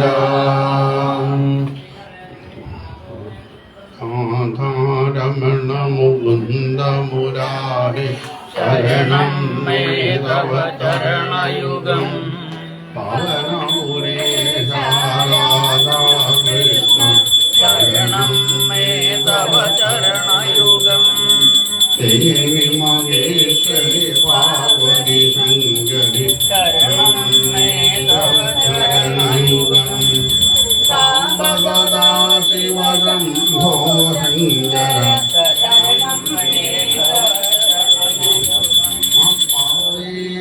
ഹര ഹര മഹാദേവ സർവത്ര ഗോവിന്ദനാമസങ്കീർത്തനം ഗോവിന്ദ ഗോവിന്ദ 2 മണിക്ക് ആരംഭിക്കും.